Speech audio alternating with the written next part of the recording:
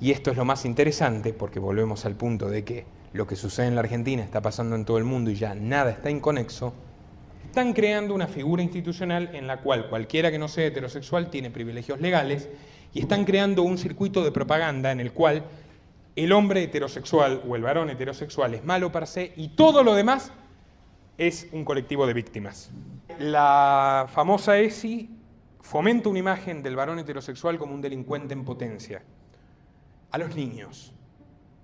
Pero es lo que está en los programas, que es lo más fácil del mundo hacer una falsa denuncia de violación en el mundo en el que vivimos y en este país también. Y eso es claramente una forma de decidir, de que el Estado se meta hasta en el aspecto más íntimo de la vida de las personas. Bueno, ante todo, muchísimas gracias por venir. Me propongo darles, por lo menos, un punto de vista alternativo sobre lo que está sucediendo en el mundo hoy. No podemos entender el avance del feminismo autoritario o de los lobbies LGBT o de la industria de la falsa denuncia o del intento de estatizar el aborto sin comprender sus vínculos con otros fenómenos que tienen que ver con el mundo actual y que están presentes en nuestra vida cotidiana, incluso a veces sin que nos demos cuenta. La incógnita que hoy nos reúne es quizás la pregunta más importante de esta época. ¿Estamos asistiendo al fin de la libertad? Y el hecho de que estén acá indica que por lo menos tienen una leve sospecha de que algo anda mal en este mundo.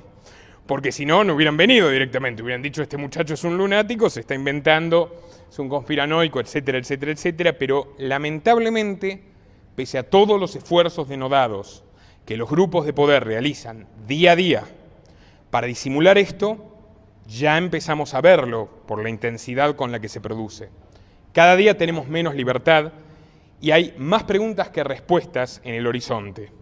Los medios de comunicación, pese a esto, sin importar su supuesta tendencia política o editorial, las universidades, los gremios científicos, que no son lo mismo que la ciencia, sino los gremios de científicos, y otros tantos grupos de poder insisten día tras día en convencernos de que vivimos en el mejor de los mundos posibles.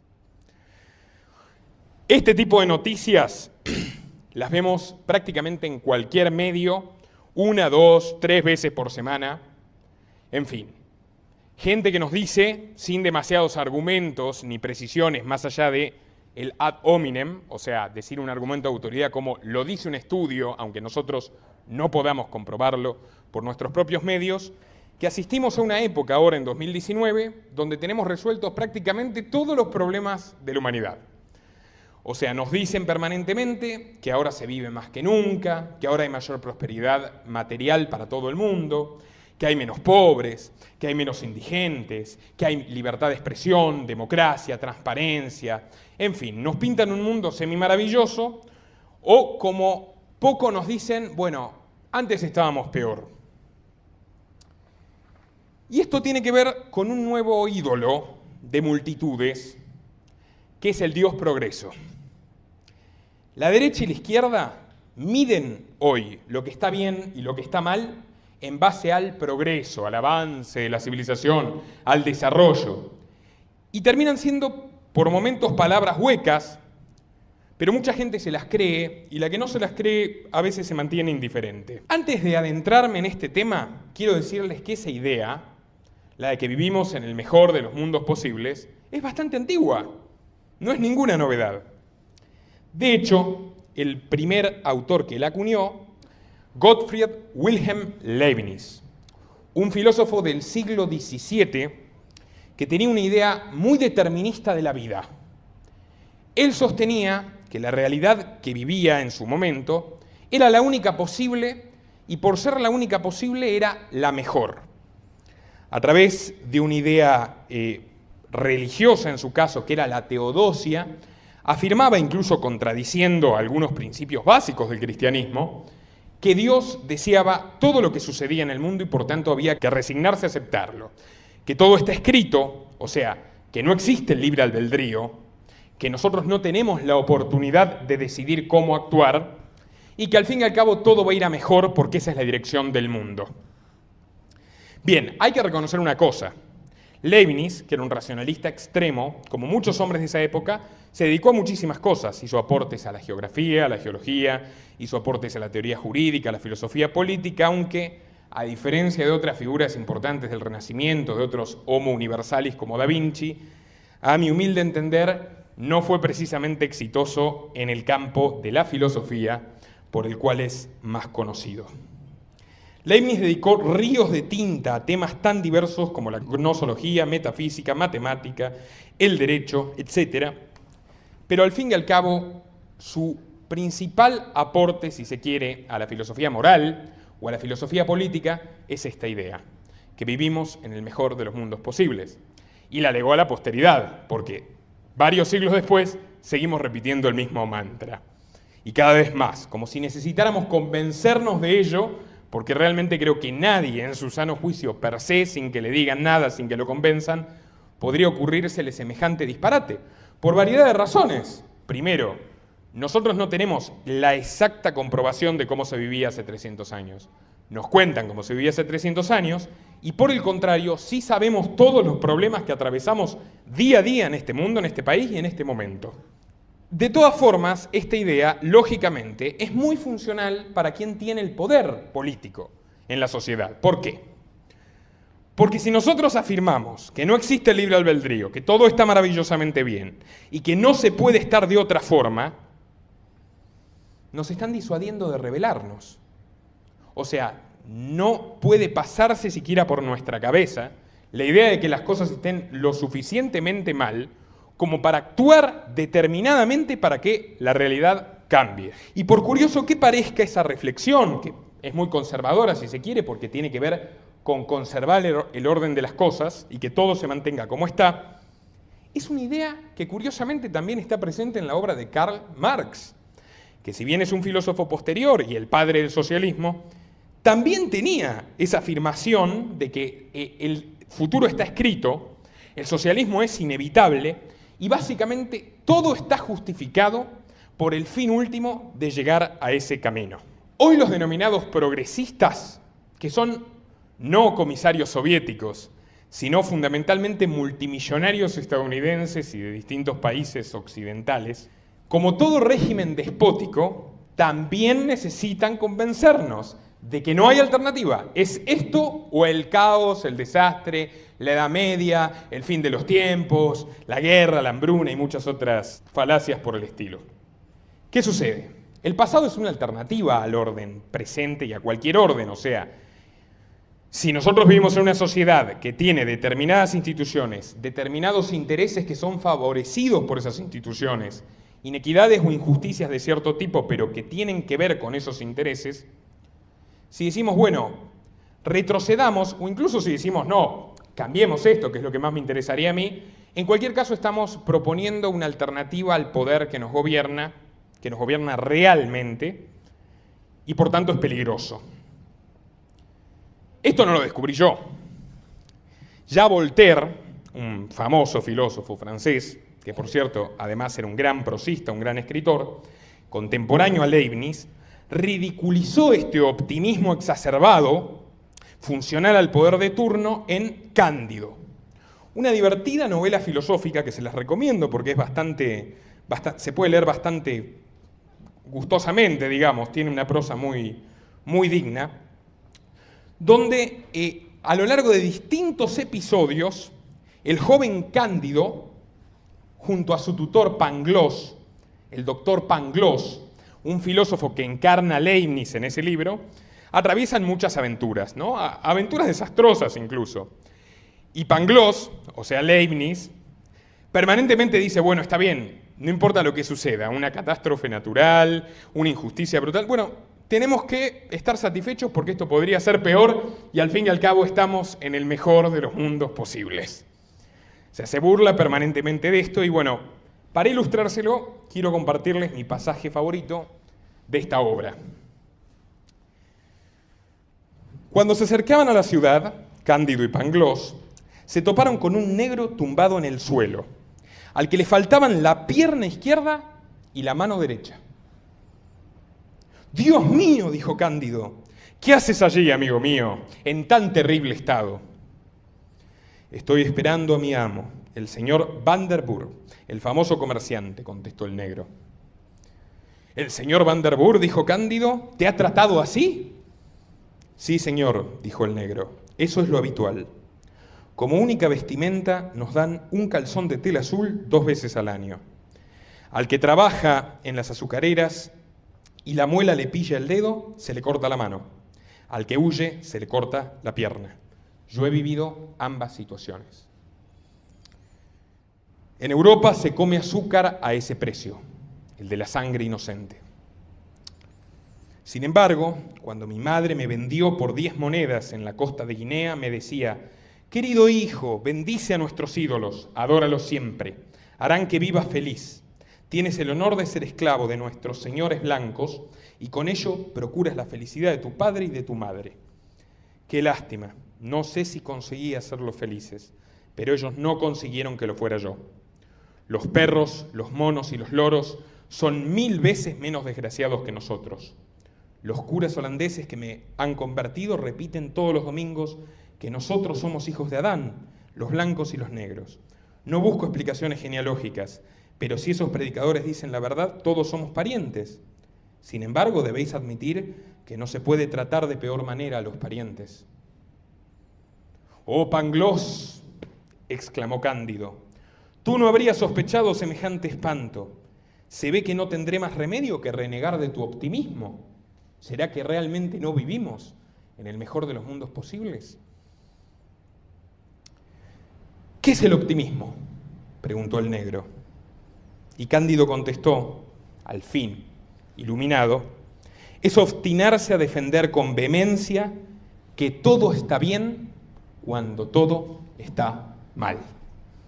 Voltaire, por esta obra, por sus críticas a los vicios de su época, incluyendo la esclavitud, los excesos brutales de los imperios europeos en nuestro continente y en 3/4 del planeta, la persecución religiosa y muchas otras injusticias, pasó 1 año en la Bastilla, preso. Bien, estamos hablando, repito, del siglo, en el caso de Voltaire, siglo XVII-XVIII.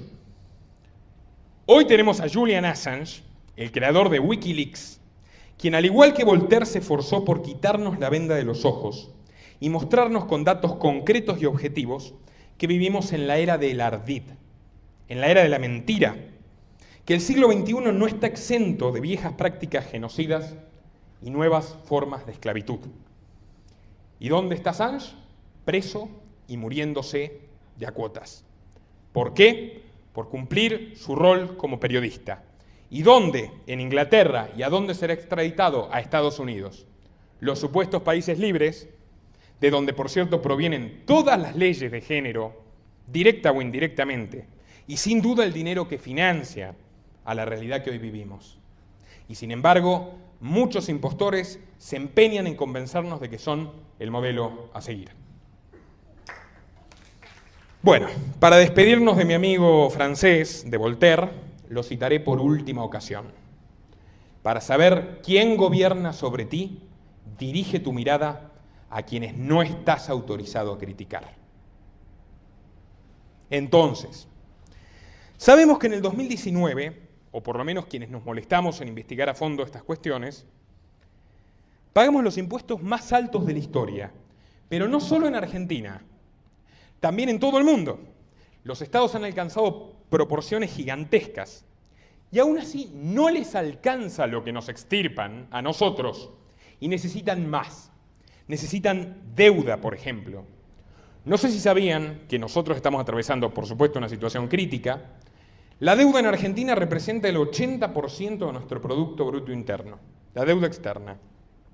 Pasó más o menos del 20% al 80% en estos últimos 3 años. Es una barbaridad. El Producto Bruto Interno es toda la riqueza que se produce anualmente en este país. Sin embargo, para nuestro país del tercer mundo, porque es lo que somos, una colonia, lamentablemente, eso nos puede llevar al borde de la ruina. Sin embargo, en los Estados Unidos, la deuda total triplica el Producto Bruto Interno y esa es la misma cifra promedio a nivel mundial.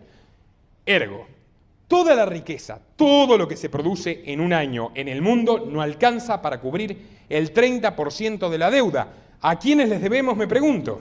¿Cómo puede ser esto? Estas cosas suceden, por ejemplo, porque ya no tenemos moneda. Pero no solo en la Argentina.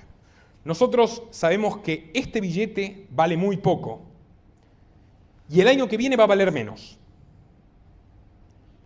Pero lo que la mayoría de los argentinos no saben es que este otro billete verde, que para muchos es quizás la máxima aspiración por razones nobles, que es ahorrar, que es resguardarse de que al día de mañana lo echen, que es tener un sustento en el futuro para su familia, para sus hijos, para sus seres queridos, también pierde su valor año a año.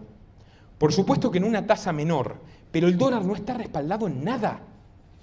El dólar, desde 1971 a 1973, ya dejó de estar respaldado en oro. Y a consecuencia de ello, hola muchacho, a consecuencia de ello, todas las monedas del mundo que se respaldan en dólares, así mismo, le gustan los dólares al muchacho también, todas las monedas del mundo que se respaldan en dólares dejaron de tener un sustento material. Voy a ser claro, antes, cuando un gobierno emitía moneda, tenía que tener cierta cantidad de oro como reservas para respaldar esa moneda. O sea, no existía la maquinita y los políticos, que porque se les ocurre que tienen que gastar en lo que fuera, imprimen moneda y generan inflación. Ahora, ¿qué sucede? Cuando Estados Unidos pierde la guerra de Vietnam, luego de 10 años, donde aspiraban terminar con todo en 2 meses y no les salió bien e incluso perdieron y se tuvieron que retirar humillados en el contexto de la Guerra Fría, empezaron a acontecer grandes cambios en el poder estadounidense. Desde el secretario de Estado Henry Kissinger, que pasó de gobierno a gobierno, representó y representa a la élite mundial que está por detrás de los políticos, sugirió varias ideas para solucionar este problema que desafiaba el liderazgo de los Estados Unidos en Occidente. Una de ellas fue, para pagar los costos brutales de la guerra, los costos que el gobierno estadounidense tuvo que pagar por una guerra brutal y genocida que no llegó a buen puerto, eliminar el patrón oro. Algo que se venía haciendo gradualmente, y ya era una idea de Inglaterra también, pero se llevó a cabo precisamente en 1971. El dólar pasó a estar respaldado en confianza. O sea, se los traduzco. Esto es una estafa. Todas nuestras monedas son una estafa. Y esto es parte de un plan de dominio. Y el sistema es insostenible y hay cierta conciencia entre los dueños del sistema que es insostenible.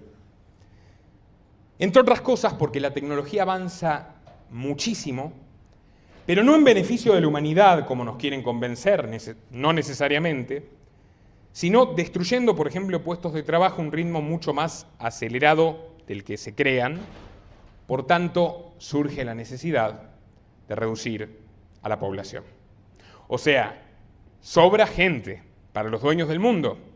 No necesitan que la gente viva contenta y demás, y haga su vida, lleve adelante su proyecto, pueda tener una propiedad privada, pueda llevar adelante su proyecto de vida con libertad.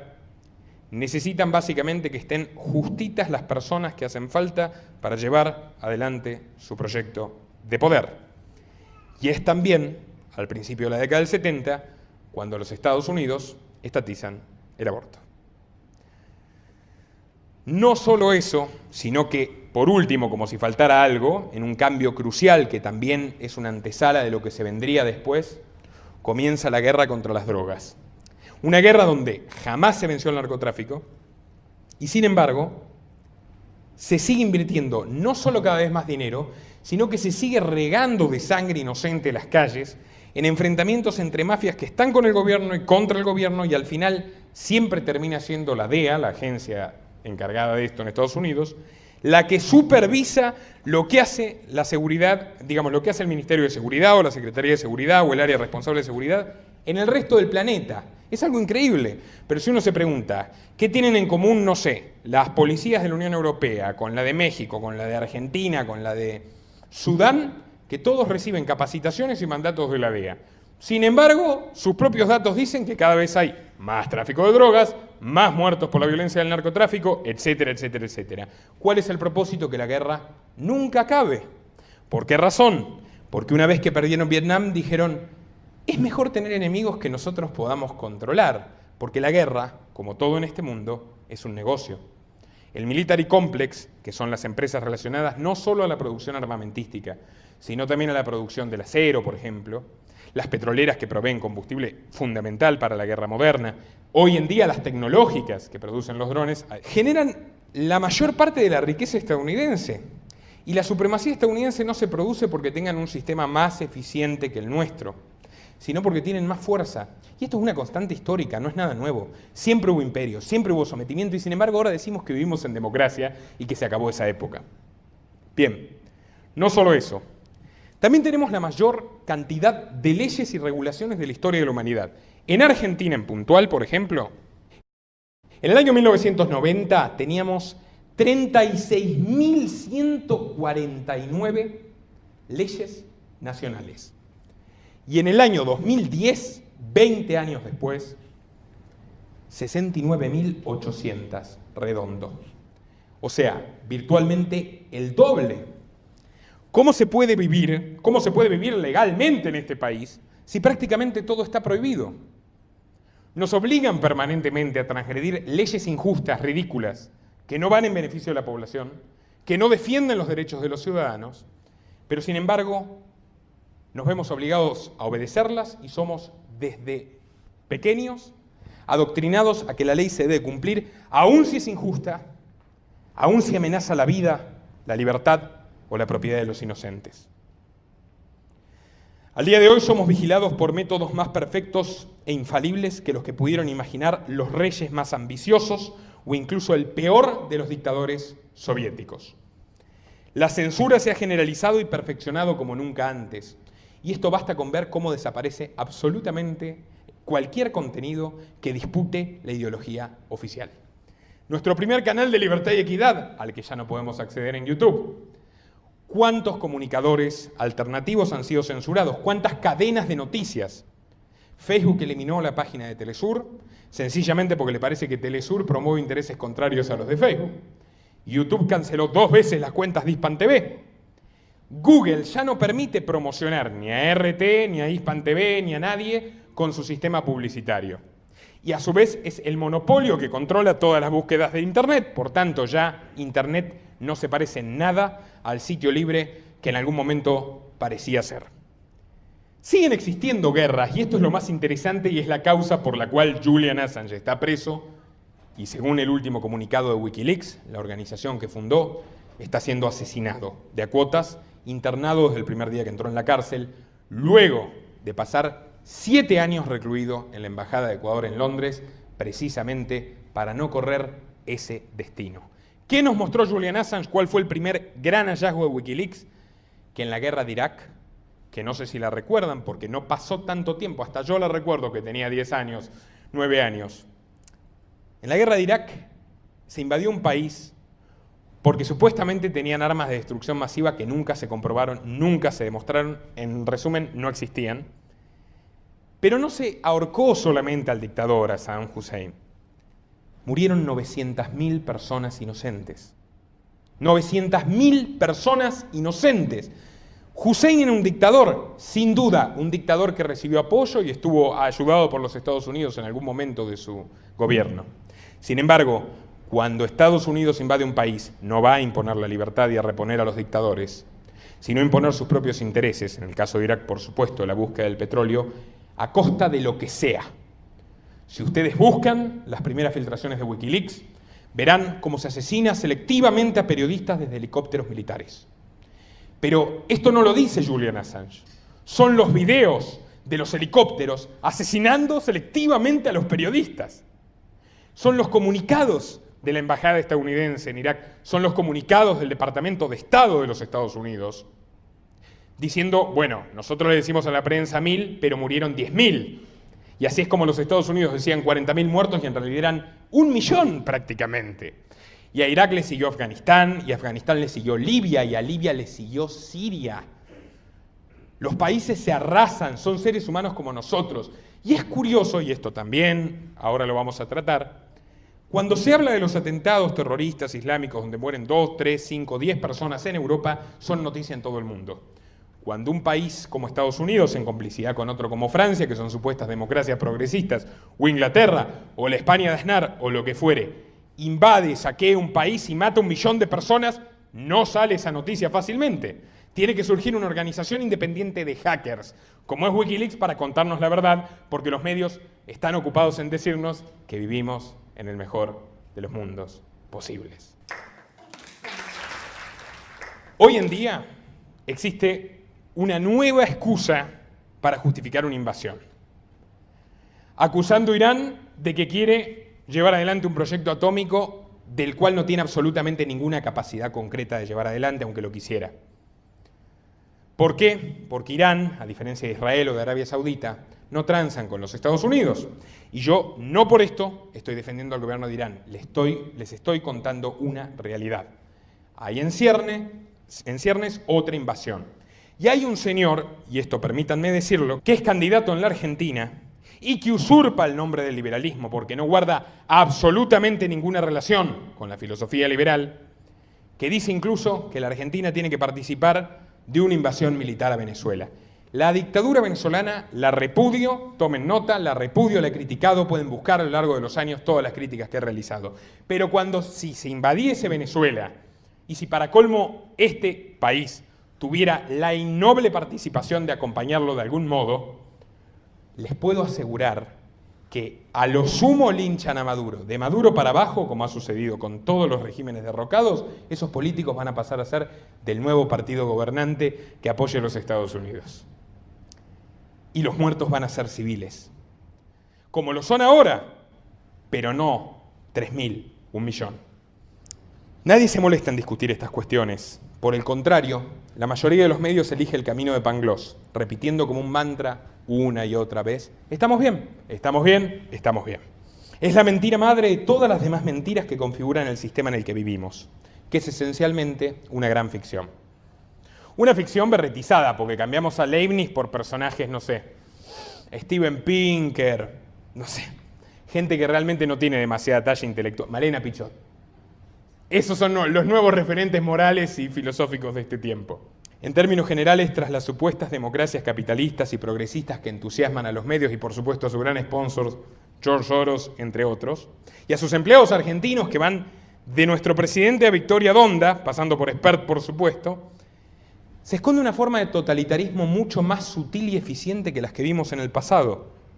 Y no soy el primero en advertirlo. Y por eso dediqué mi conferencia anterior, Viviendo la distopía, a rescatar las profecías de visionarios como George Orwell y Aldous Huxley, que hablando mal y pronto se la vieron venir. Porque si bien son novelas, e incluso hoy curiosamente algunos colegios se las dan a los niños como si fueran novelas de ficción, son en realidad pronósticos de lo que veían que sucedería con la humanidad, advertencias de que las cosas iban mal y a peor, y que podíamos llegar en algún momento a haber perdido el grueso de los derechos que costó siglos conquistar.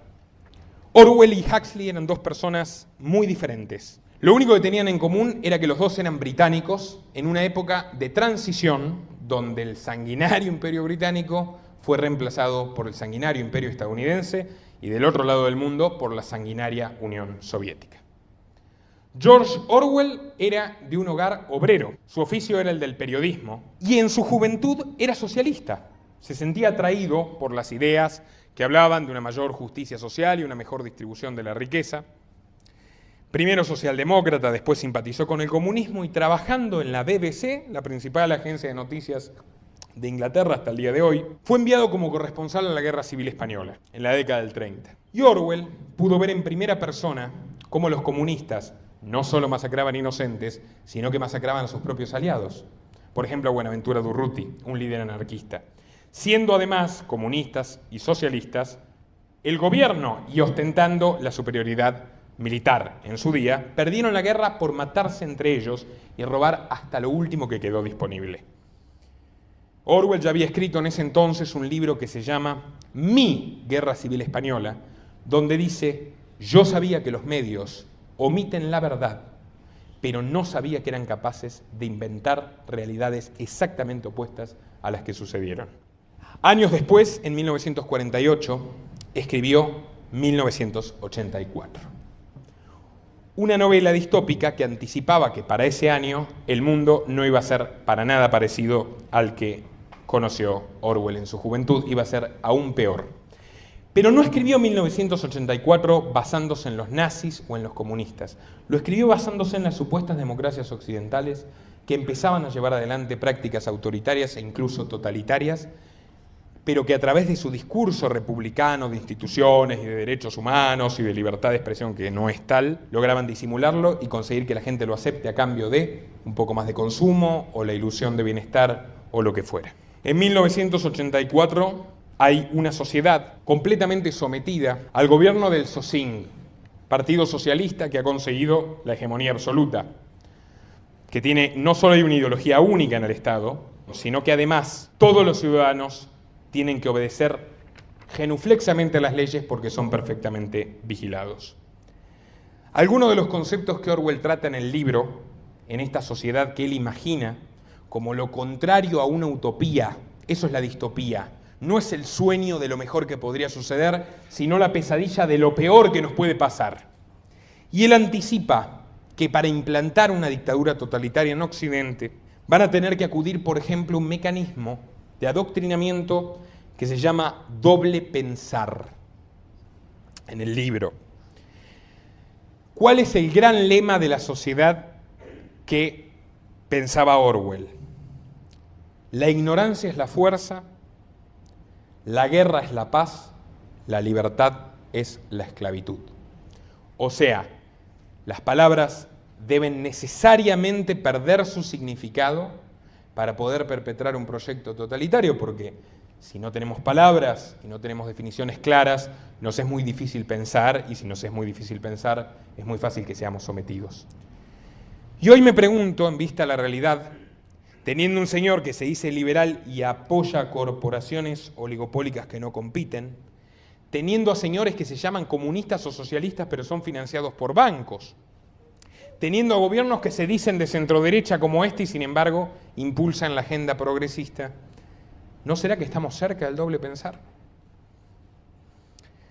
Otro de los elementos característicos de la perversión de la lengua, que pensaba Orwell que era indispensable, repito, para perpetrar esa dictadura atroz, es lo que en el libro llama Newspeak, neolengua, la modificación del lenguaje.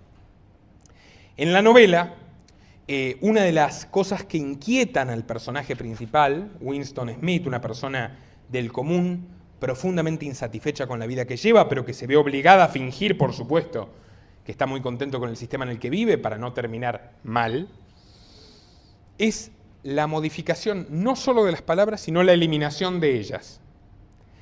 Hay una unidad administrativa de ese gobierno totalitario que, por ejemplo, programa eliminar la palabra libertad.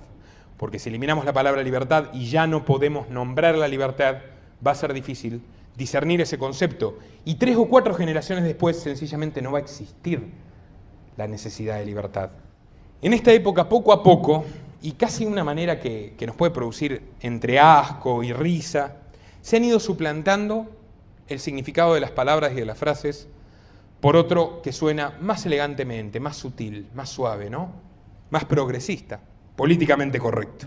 Por ejemplo, no hubo un proyecto de estatizar el aborto, hubo una ley de interrupción voluntaria del embarazo. Hoy hablamos de violencia de género y es un concepto totalmente reciente.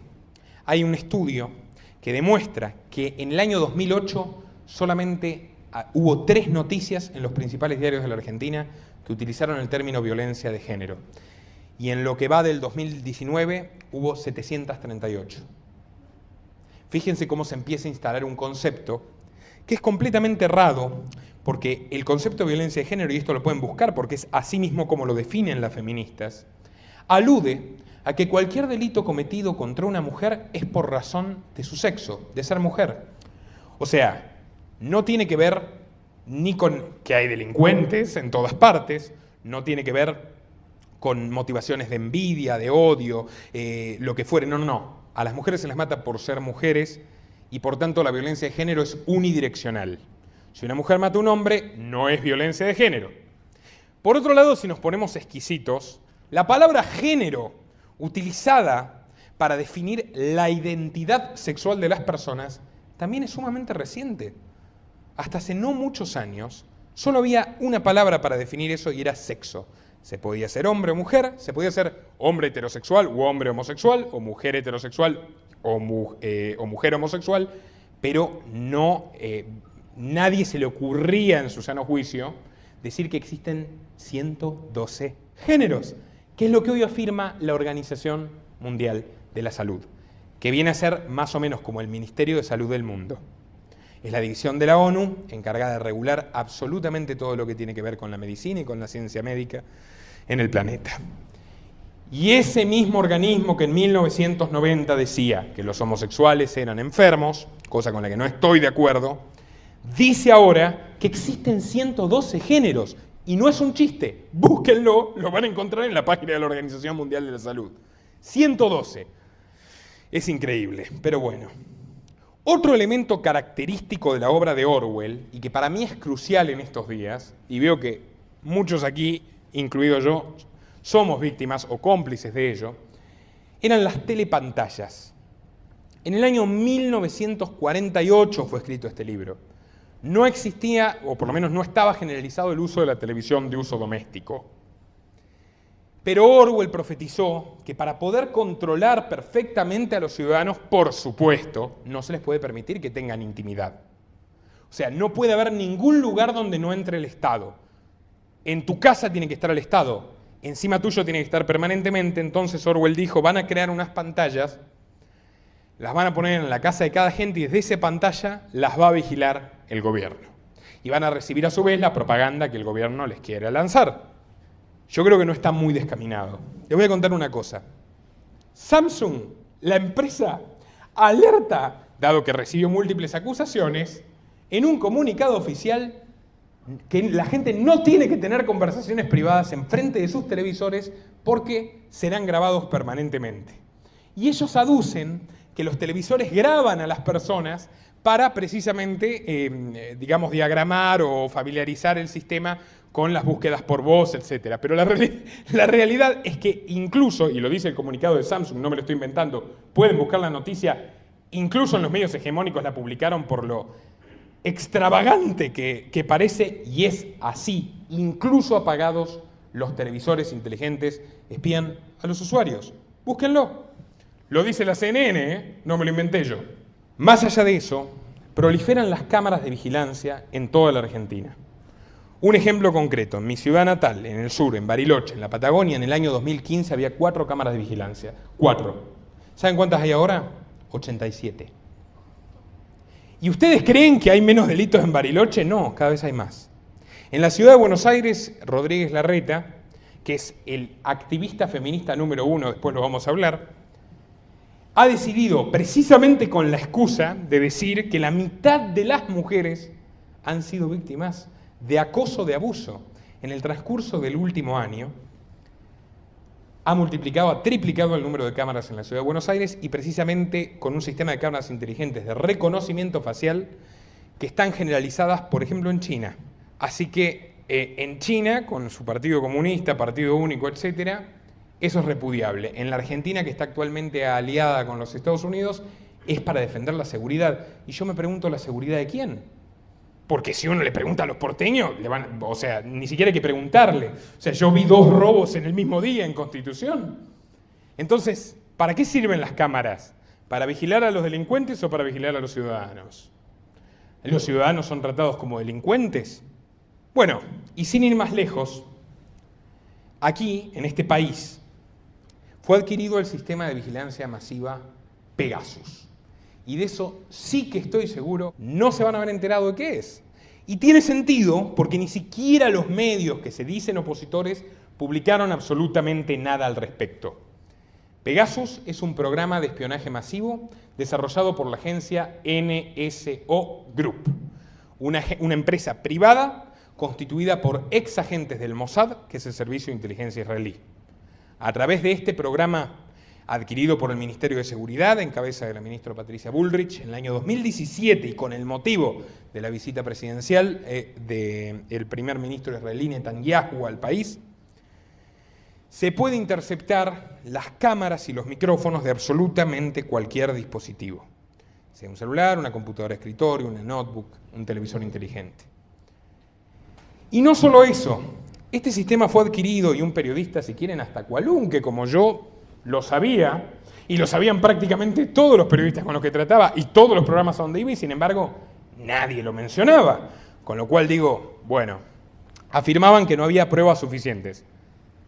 Pero por si faltaran pruebas, al año siguiente, en el 2018, el senador Rodolfo Urtubey, supuestamente opositor, colocó en la reforma, el proyecto de reforma del Código Procesal Penal, 2 artículos muy bien camuflados entre los restantes 600. ¿Y qué pretendían esos 2 artículos? Legalizar el uso de Pegasus por parte del Poder Ejecutivo sin orden judicial. Traduzco, que a cualquiera de ustedes, el gobierno, por la razón que sea, les intercepte el teléfono y eso además sea legal. O sea, por supuesto, si compraron este sistema uno presumirá, es porque lo usan. Pero no solo querían conformarse con usarlo, sino con legalizarlo. Y este proyecto totalitario, el de Pegasus, recibió media sanción en el Senado. Y votó no solo el macrismo, sino grupos supuestamente opositores. Y ningún medio, ni siquiera los kirchneristas que tanta laraca hacen, salió a decir nada.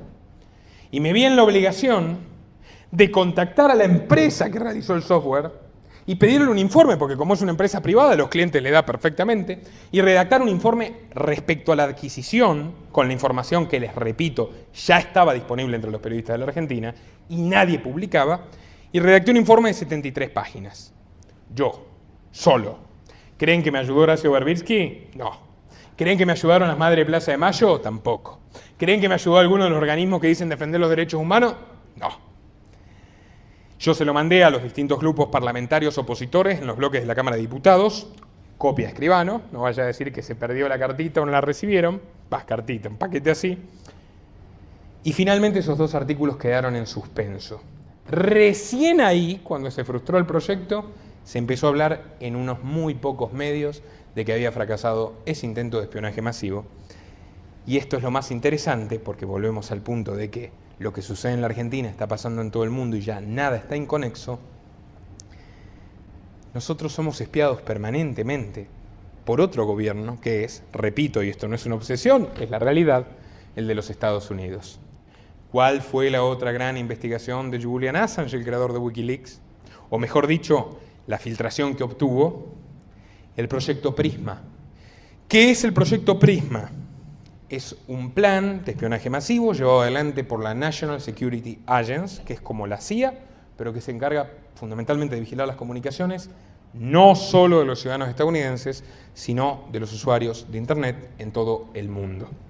¿Y qué nos demostró Wikileaks? Bueno, Wikileaks junto con Edward Snowden, que era precisamente una de las personas, uno de los programadores que trabajando para la CIA y la NSA se dedicó a diseñar este proyecto, que absolutamente toda la información que dejamos en Google, que es a su vez dueña de Android, por tanto, toda la información de nuestros teléfonos celulares, que es a su vez el dueño de YouTube, por tanto, toda la información de los videos que vemos y buscamos en YouTube, y en Facebook, que es a su vez un monopolio que tiene las acciones mayoritarias de Instagram y actualmente la propiedad de WhatsApp, y en Yahoo, y en Apple, y en Microsoft, que es Windows y es Skype. O sea, todo lo que hacemos en Internet,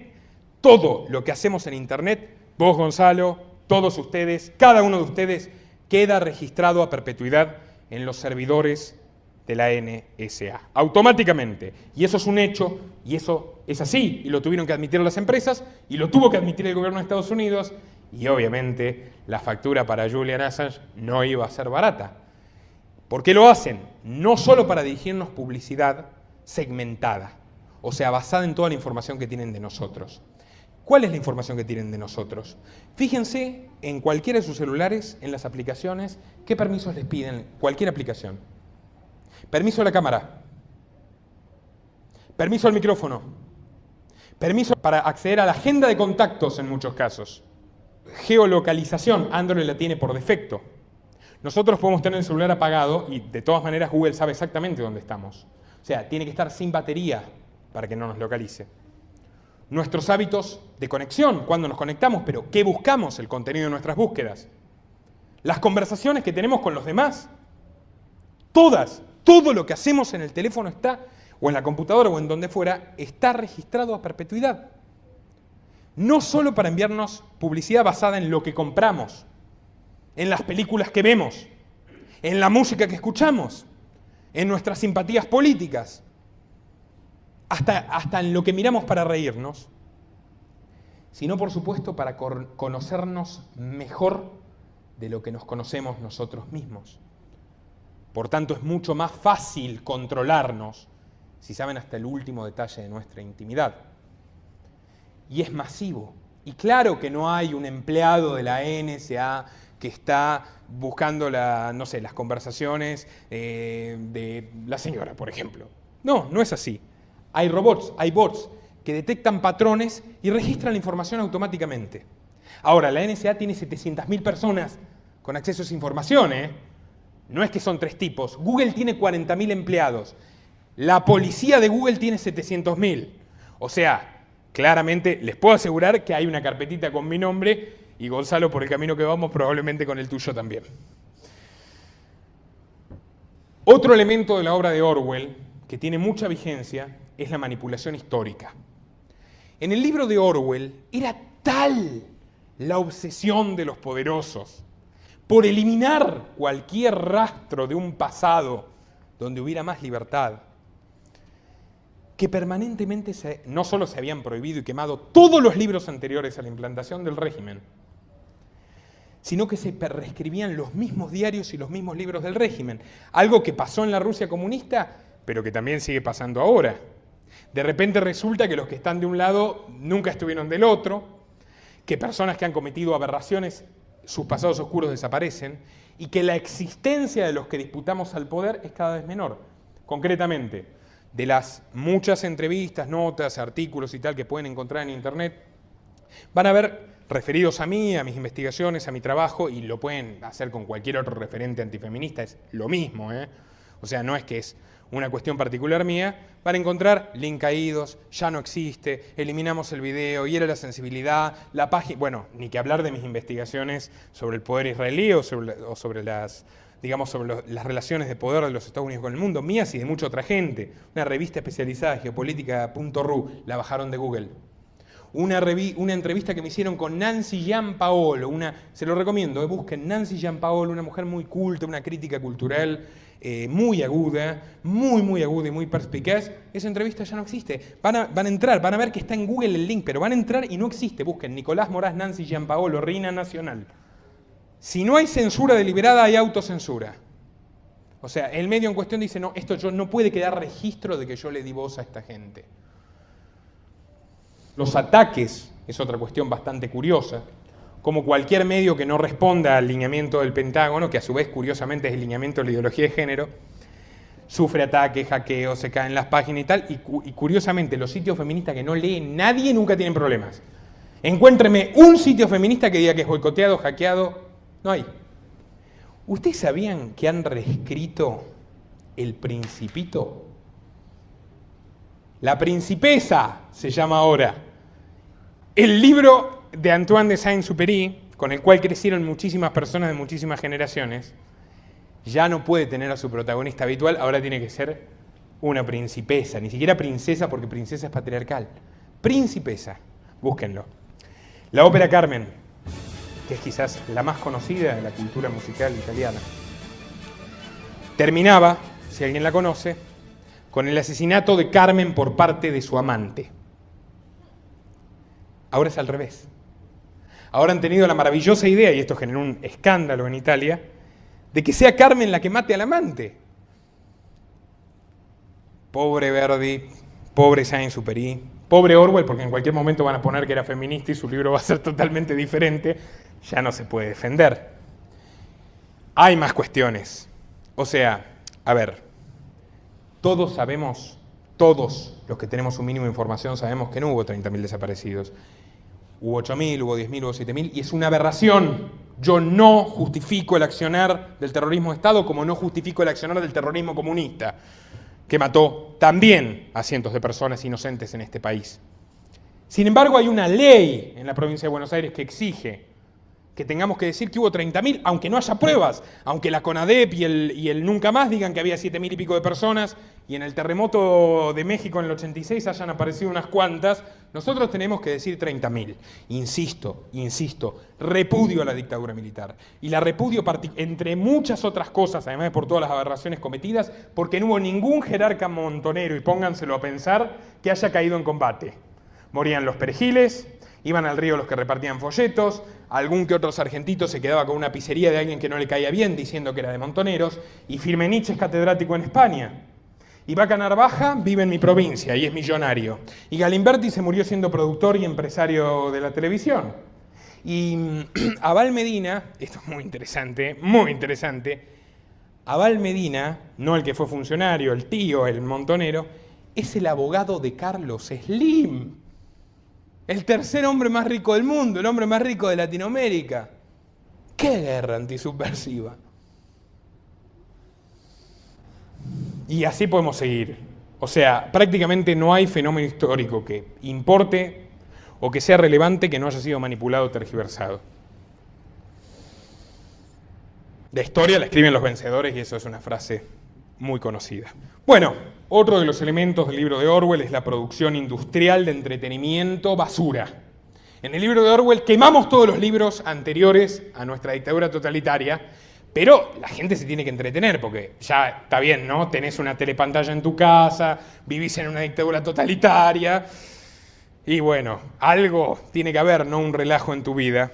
Y eso me hace pensar, porque el libro dice literalmente producción seriada industrial de libros de porquería, radionovela de porquería, música de porquería, algo que no cree conciencia. Como diría mi gran amigo Ricardo Iorio, una persona magnífica, nada que cree conciencia obtiene difusión en estos días.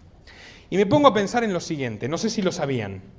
Netflix y Disney, estas dos corporaciones, megacorporaciones, que tienen participaciones accionarias, se sorprenderían, pero no me sorprendería que hasta en paca, porque son dueños de todo, producen casi el 80% de contenido infantil, de películas para niños, de series para niños, etc. Tomen nota. Recientemente Netflix y Disney anunciaron que no van a realizar más producciones en países donde no se encuentre legalizado el aborto. Si ustedes miran Netflix, cosa que afortunadamente yo ya no hago, desde que me enteré que George Soros adquirió una participación accionaria determinante hace un par de años, y lo pueden buscar también, van a encontrar que hay un montón de series que tienen contenido LGBT, pero no hay ninguna donde el hombre heterosexual sea víctima de nada. Siempre es una mujer, siempre es un transexual, siempre es un homosexual, nunca un hombre heterosexual, por supuesto, y hasta en series, me acuerdo de una particularmente que vi, de la que puedo dar fe, que se llama Merlí, que me pareció, vamos a ver, un profesor de filosofía, no sé qué, empezaba con un muchacho gay, que está bien, había un muchacho gay entre todos los del curso y terminaba con 4. Pero literal, y apareció una profesora transgénero, y es magnífico. Y el chico aplicado que amaba a la novia terminaba convirtiéndose en el malo porque era celoso, posesivo, etc. Y a nosotros nos puede parecer, fundamentalmente a los que no solemos dedicarnos a ver series de Netflix, bueno, esto es una estupidez, ¿hay quién se lo cree? Bueno, si desde los 5 años hasta los 20 años estás consumiendo esto, probablemente te lo creas. Digo más, ahora hay señoras que miran telenovelas que tratan de estos temas. Señoras que antes le parecían aberrantes y que ahora le parece mágicamente que lo normal es la transexualidad. Que insisto, y luego lo voy a explicar, no es una enfermedad, es una conducta de alguien que decidió eso. ¿Cuál es el punto? Nos la meten hasta en la sopa y están creando una figura institucional en la cual cualquiera que no sea heterosexual tiene privilegios legales y están creando un circuito de propaganda en el cual el hombre heterosexual o el varón heterosexual es malo per se y todo lo demás es un colectivo de víctimas.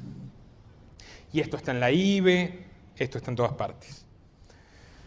En el libro de Orwell, además de todo esto, para que funcione cualquier mecanismo totalitario, y esto no es una novela, esto es la realidad y lo pueden ver, cómo fue la implantación del comunismo en muchas partes, cómo se manejaban las monarquías absolutas, las dictaduras militares, etc., era indispensable que existan buchones, alcahuetería. Y entre los alcahuetes, cómplices del gobierno que denunciaban al vecino por no cumplir con alguna de las 12.500 millones de leyes que, por ejemplo, tenemos ahora, destacaba una organización juvenil de mujeres, repito, 1948, una organización juvenil de mujeres llamada la Liga Antisexo. Un grupo de mujeres jóvenes profundamente compenetradas con los principios del SOSIN, del Partido Socialista único que gobernaba todo en la distopía de Orwell, que se dedicaban ¿a qué? Precisamente a perseguir el sexo por placer entre hombres y mujeres. Porque consideraban que la relación de amor y de intimidad que puede surgir entre un hombre y una mujer es subversiva. Nada que escape a la planificación estatal puede ser tolerado. Además, en el libro de Orwell se trataba el fenómeno de las guerras cambiantes. ¿Qué es esto? Y ya yo les recomiendo que lo lean, por más que les dice tremendo spoiler, pero siempre es bueno leerlo del autor. El gobierno totalitario, que a su vez lo vamos a ver después, era un gobierno supranacional, tenía un enemigo, que era Asia, otro gobierno totalitario que él imaginó, supranacional, que después era el aliado. Y cuando se hicieron aliados, ¿qué hicieron inmediatamente? Borrar los diarios, borrar los libros que hablaban de ese pasado, y nunca nadie supo ni por qué eran enemigos ni por qué eran aliados, sencillamente lo eran. Y si bien nuestro país no tiene una guerra, quiero hacerlos reflexionar en lo siguiente. ¿No les sorprende esta vertiginosa campaña electoral? Tenemos un señor que era opositor, y de hecho era el jefe del bloque opositor en el Senado, y ahora es el candidato a vicepresidente. Tenemos otro señor que era el peor detractor de Cristina Kirchner, y ahora es el candidato a presidente de Cristina Kirchner, y la lleva como vicepresidenta. Tenemos a otro señor que se escindió del kirchnerismo y que ahora forma parte, y bueno, eso se lo podemos aplicar a cualquier grupo político, partido político. Y lo más raro es que a la gente ya no solo no le sorprende, no le interesa e incluso ni siquiera mella su apoyo a esos candidatos. O ni se acuerdan o ni quieren acordarse, pero el caso es que el adoctrinamiento está funcionando bastante bien. La última cosa que me gustaría destacar del libro de Orwell, antes de pasar al de Huxley y los puntos en común, es el de las autobombas. En el libro de Orwell había un estado de guerra permanente. Había un enemigo permanente y siempre estaban en guerra. Porque para mantener una población sometida de esa manera hay que decirle hay un peligro exterior y nosotros te estamos defendiendo. Como les digo, cambiaban de enemigo, pero guerra había siempre. Y curiosamente las bombas caían siempre que había algún problema más o menos que podía llegar a empezar a desestabilizarse un poco la situación de dominio del régimen. Siempre mataban inocentes y nunca un gran funcionario gubernamental. Y esto me recuerda concretamente algo que se llama Operación Nordhus. Y lo pueden buscar porque hasta la Wikipedia, como le digo yo, la Wikipedia, contiene información al respecto. La Operación Nordhus es un proyecto presentado por las más altas autoridades de los Estados Unidos al presidente en 1962. Que ya, bueno, había sido trabajado con anterioridad en la gestión de Eisenhower, etc. ¿Y en qué consiste la Operación Nordhus? Que ha sido desclasificada. O sea, esto el gobierno de Estados Unidos lo admite, no lo niega. Ahí ven, un classified. Fue desclasificado, es un archivo oficial. El proyecto consistía en lo siguiente. Como era necesario justificar una invasión a Cuba para los intereses del complejo militar industrial, no precisamente para el de los ciudadanos norteamericanos, los generales tuvieron la brillante idea de decir, bueno, presidente, tenemos una idea, por ejemplo, ¿qué pasa si derribamos un avión civil tripulado por estadounidenses y le echamos la culpa a los terroristas cubanos? Eso es lo que dice la Operación Nordhus. Literalmente es eso lo que dice la Operación Nordhus. El ejército de Estados Unidos dijo, nosotros nos proponemos a derribar un avión civil con población estadounidense para echarle la culpa a los cubanos y justificar una invasión. ¿Se acuerdan del 11 de septiembre del año 2001? Una cosa muy interesante de la era de desinformación en la que vivimos, muy interesante y muy triste también, es que cuando alguien quiere buscar información sobre George Soros y sus manejos espurios, va a encontrar más fácilmente un blog donde hablen de los extraterrestres, los Illuminatis y los reptilianos, antes que la lista de aliados de la Open Society Foundation que yo revelé y absolutamente ninguno de los políticos involucrados negó. ¿Qué quiero decir? Que se mezcla en los pocos espacios donde hay información veraz que compromete al sistema con conspiraciones ridículas para luego decir, no, ¿qué es eso de que George Soros está implantando el feminismo en el mundo? Es una conspiración. ¿Qué es eso de que los bancos financian la ideología de género? Es mentira, ¿no? En realidad es una nueva forma de socialismo que nos azota. Sea socialismo, no sea socialismo, ya para mí las ideologías en ese sentido están muertas. Es un proyecto de poder global. Y esto, está el círculo de arquitectos por la verdad del 11 de septiembre, el círculo de ingenieros por la verdad del 11 de septiembre, el círculo de pilotos por la verdad del 11 de septiembre y absolutamente todos los profesionales intervinientes que no estaban contratados por el gobierno dijeron no pueden haber caído las torres por el impacto de los aviones. Fueron detonadas, lo dijeron todos. Y uno de los investigadores, 3 días antes de dar una exposición pública sobre lo que él consideraba una verdad concluyente del autoatentado, se suicidó. Y mató a sus hijos también. La vecina, consultada, si no recuerdo mal, por ABC, una de las principales cadenas de televisión de Estados Unidos, dijo, él justo hoy me había pedido el auto, porque me dijo que tenía miedo que le hubieran puesto una bomba en el suyo. No creo que alguien que estaba preocupado porque le pongan una bomba tuviera muchas intenciones de suicidarse.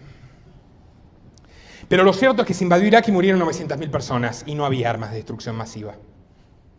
Y hay otra verdad detrás de esto, del famoso terrorismo islámico, y eso me molesta particularmente que algunas personas, que quién sabe incluso con buenas intenciones dan la lucha contra la ideología de género, defiendan a rajatabla los intereses del país que inventó la ideología de género y que nos la está metiendo hasta en la sopa y que la paga. Y ahora continuaré al respecto.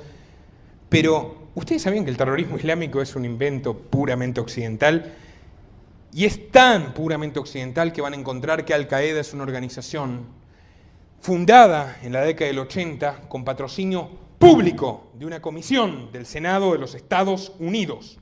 Busquen Al-Qaeda, Senado de los Estados Unidos, y van a ver que fue un invento de los estadounidenses, público. Buscaron a un saudí, a un empresario petrolero amigo de la familia Bush, que en aquel entonces era el vicepresidente de los Estados Unidos y había sido el jefe de la CIA, Bush padre, que se llamaba Osama Bin Laden, y lo pusieron a cargo de una organización armada y financiada por el gobierno estadounidense, por el Senado, por el Parlamento, para ser más exactos, para combatir la invasión rusa en Afganistán. Si alguien sabe básicamente historia, geografía, etnografía, va a saber que Afganistán y Arabia Saudita no tienen nada que ver, no solo no tienen un límite en común. Arabia Saudita es rica y petrolera, Afganistán es un país montañoso y bastante pobre, pero conveniente para pasar un gasoducto necesario para los Estados Unidos. Más allá de eso, el punto era disputarle a una moribunda Unión Soviética el poder del mundo, y por eso no tuvieron mejor idea que contratar y tratar como un héroe sistemáticamente, año tras año, al señor que luego llamaron la personificación del mal. Es más, otra vez voy a tener que citar a mi amigo Julian Assange y a Wikileaks, porque otra de las verdades incómodas que mostró Wikileaks es que esa señora, ícono del feminismo mundial, que todos los medios del mundo de izquierda y derecha decían que era una heroína, Hillary Clinton, cuando fue secretaria de Estado de Obama, no solo que permitió el crecimiento de ISIS, sino que lo patrocinó activamente. Cuando la farsa de Al-Qaeda había terminado y se salieron con la suya, había que encontrar una excusa para invadir Siria. Y apareció una célula de Al-Qaeda misteriosamente financiada por venderle petróleo a Exxon y a la British Petroleum. O sea, las zonas controladas por ISIS le vendían petróleo a las principales compañías petroleras de Estados Unidos e Inglaterra.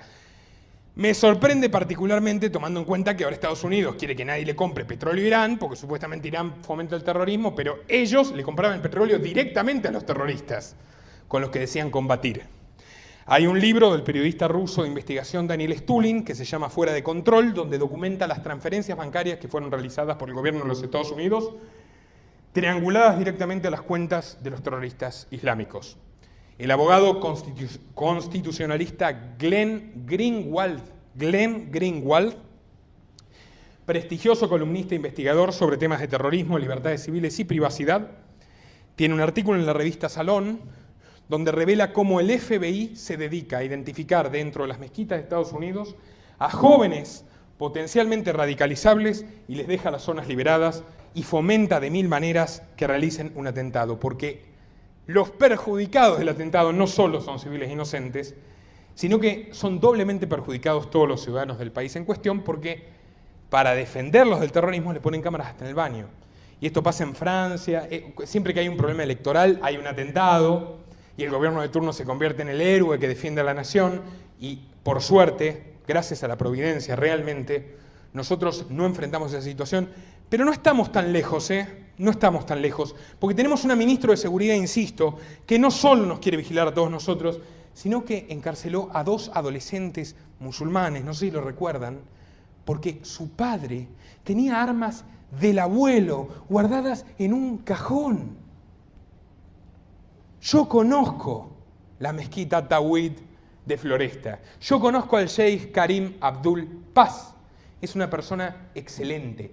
Y si escuchan los audios que interceptó Nisman y toda la cuestión del espionaje que se realizó brutal contra esta gente, van a escuchar que decía, tráiganme las plantas. O sea, hasta en este país donde los musulmanes son una minoría infinitesimal, donde no le han generado ningún problema a nadie, donde están defendiendo los valores pro vida que defienden todos ustedes, donde son pacíficos, queridos por la comunidad, comparten barrios con cristianos, judíos, todo el mundo los quiere, no tienen delincuencia. Ahora son peligrosos y hay que encarcelarlos porque viajaron al Líbano a visitar a sus abuelos o a sus parientes, lo que fuera. No tenían nada contra ellos, pero fue espectacular. Operativo G20, agarramos a 2 muchachitos. A un tipo lo detuvieron por comprar un cuarto, supuestamente creo que eran 2/4 kilos de helado en vez de medio kilo. Busquen la noticia, no sé qué especularían, que había balas o algo por el estilo en los tachitos de helado, pero la realidad es que lo detuvieron por ser musulmán. Curioso, las feministas que queman iglesias no son detenidas, o que las profanan, o que insultan, o que boicotearon mi conferencia en Corrientes en la Universidad Nacional del Nordeste y agredieron a las personas que asistieron, impidieron su realización. No tienen ningún problema. Los musulmanes, por ser musulmanes, sí. Y esto en la Argentina no pasaba, porque, salvo que me equivoque, creo que por lo menos un bisabuelo inmigrante acá todos tenemos. Pero ese es el discurso funcional. Y este es el último punto del libro de Orwell y vamos al break. Orwell sostenía que para que este sistema totalitario pudiera subsistir, tenía que haber una mínima ilusión, aunque sea secreta, de que había una oposición, de que se podía luchar contra este régimen tiránico. Y había justamente una organización clandestina que suscitaba la esperanza de esas poquitas personas a las que el adoctrinamiento no les terminaba de fundir el cerebro, como Winston Smith, el protagonista del libro. Esas organizaciones, ¿no? Esa organización, en puntual, la única oposición que había al régimen, era en efecto controlada por un agente del régimen. Y quienes iban a tocar la puerta de los supuestos revolucionarios terminaban torturados y asesinados. No llegamos a ese extremo, pero se me ocurren varios niveles de oposición funcional. Un señor que acompañaba a Macri en la campaña del 2015 y que ahora trata de captar, por ejemplo, el voto de los descontentos, diciendo que hay que crear la de Argentina. También tenemos comunistas que pintarrajean las facultades pidiendo más presupuesto, zonas seguras.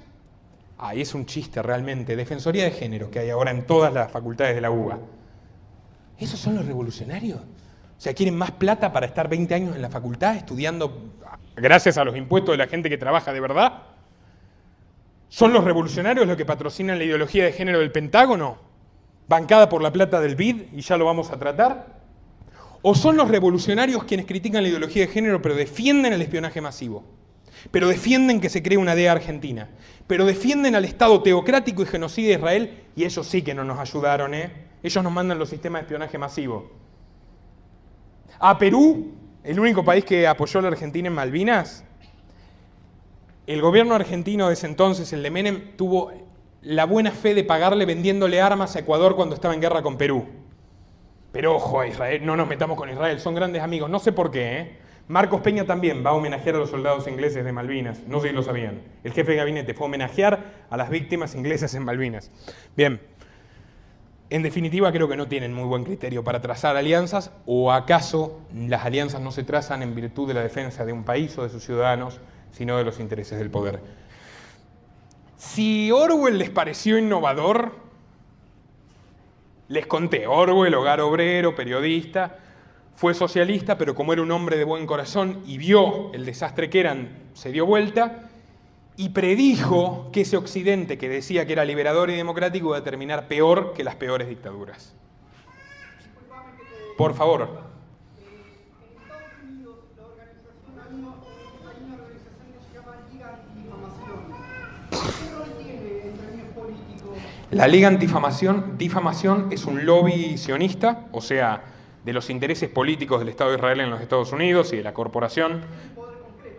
Sí, por supuesto, y persigue, se dedica a censurar y a perseguir absolutamente cualquier cosa que vaya contra el decálogo de la corrección política.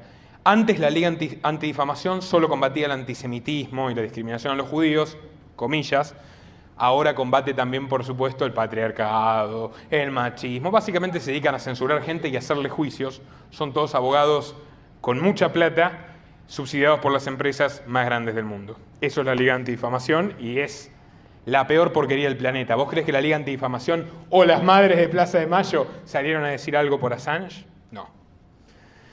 Los zurdos estadounidenses, que se dicen liberals, que en inglés es como si fuera socialista, parte de toda esta destrucción del lenguaje que es común a todos los idiomas, son más fachos que Bush y que el peor de los republicanos. Y bueno, justamente esa es la izquierda estadounidense financiada por corporaciones que hoy es la dueña del mundo. Bien, Huxley. ¿Te contesté a tu pregunta? Perfecto. Huxley. Aldous Huxley, nada que ver con Orwell. Aldous Huxley lo único que tenía en común era que era inglés. Aldous Huxley era de familia rica, pero rica, rica. De aristócratas de muchas generaciones.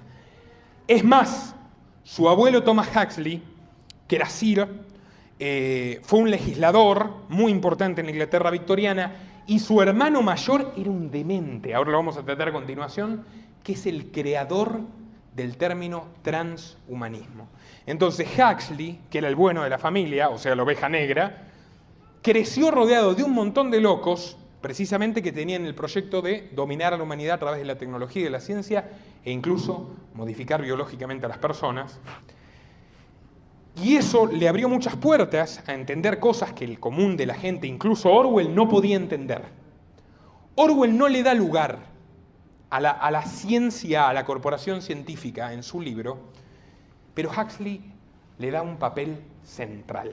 Por eso cuando yo hablo de la realidad frente a estas novelas distópicas, digo que generalmente estamos en un punto medio, entre 1984 y Un mundo feliz. La novela de Huxley tiene un nombre interesante. En la novela de Orwell había gente desdichada. En la novela de Huxley, no. En la novela de Huxley también hay un estado totalitario mundial. Mundial. Punto en común. En el caso de Orwell son transnacionales. Hay 3 gobiernos en el mundo. En el caso de Huxley, Huxley dijo, no, acá va a haber uno. Abran bien los oídos. Había una razón para la felicidad de la gente. Y la razón para la felicidad de la gente en el mundo feliz de Aldous Huxley era que estaban drogados, pero no drogados por drogas prohibidas que persigue el Estado, sino por el Soma, que es una droga que suministraba el Estado absolutamente a todos para que se sientan permanentemente contentos, de que no hay nada de qué preocuparse, de que todo marcha de maravilla, y está fantástico el régimen que tenemos. Y esto que les quiero mostrar es interesante. Miren, yo no soy ningún experto en química, pero veo cierto parecido entre esto y esto. Y la gente que sí sabe afirma que son estructuras moleculares más que similares. Esta droga, la metanfetamina, está prohibida en prácticamente todo el mundo, aunque fue también un invento de los laboratorios farmacéuticos, a los que nadie los penalizó por nada nunca. Esta otra droga se llama Ritalin. Es molecularmente muy parecida. Sus efectos en el organismo son muy parecidos. Sus efectos secundarios son muy parecidos. Sus afecciones a la salud por el consumo a largo plazo son muy similares. Porque básicamente son una sustancia casi idéntica. Mientras la metanfetamina está prohibida, 36% de los niños en los Estados Unidos en algún momento fueron sometidos a tratamientos con Ritalin. Si alguien vio Los Simpson, el capítulo donde Bart Simpson se convierte en drogadicto, es por el Ritalin. Y el Ritalin en Estados Unidos, vamos, a ver, en este país, ¿cuánta gente que conocen toma antidepresivos? ¿Cuánta gente que conocen se ha convertido, o sea, ha desarrollado una dependencia por distintas pastillas de curso legal que prescriben los psiquiatras y les terminan reventando el hígado y también reventando la vida como las drogas que son ilegales? Yo no digo que esas drogas tengan que ser prohibidas, digo que es una hipocresía descomunal que haya unas drogas prohibidas y unas drogas legales, también incluyendo el alcohol, que genera mucho más muertes, por ejemplo, que la marihuana, sin ir más lejos. Y esto tiene que ver con el sistema, y esto lo sabe Soros. Hay drogas que no convienen, y hay drogas que sí. El Ritalin conviene para disciplinar a los chicos. Ese invento infame al que llaman trastorno del déficit de atención, a lo que toda la vida durante 5 milenios se dijo un chico travieso, ahora es un enfermo. Y hay que drogarlo. Para eso, para tener a un chico secuestrado, como también en todo el mundo ocurre, de los 5 a los 18 años, para ser adoctrinado por cosas que luego no recordará o solamente le quedarán las que tienen que ver con la disciplina, con obedecer, con no... Los drogamos. Eso es aceptable. Yo padezco de TDAH, que es trastorno por déficit de atención con hiperactividad e impulsividad, desde los 6 años. ¿No estás tomando la medicación? No la estoy tomando. No, porque es muy cara, lo acaba de decir. Si los viejos están deprimidos porque tienen el recuerdo de un mundo mejor, los drogamos. Soma es la droga de la felicidad que predijo Huxley. Y la suministra el gobierno. Hay otras drogas que quiere suministrar el gobierno y que tienen un interés económico muy importante, como el misoprostol. Por ejemplo, habrán oído nombrar del misoprostol, que es la droga abortiva, que ya estaban peleando los oligarcas de los laboratorios argentinos por quién conseguía la licencia monopólica para producirla.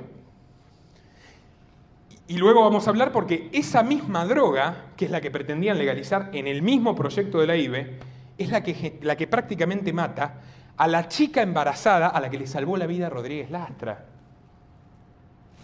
Esa es la droga legal, la droga correcta, la droga que el Estado aprueba. Las que están prohibidas, no. Las que están prohibidas hacen mal, las que el Estado suministra están bien.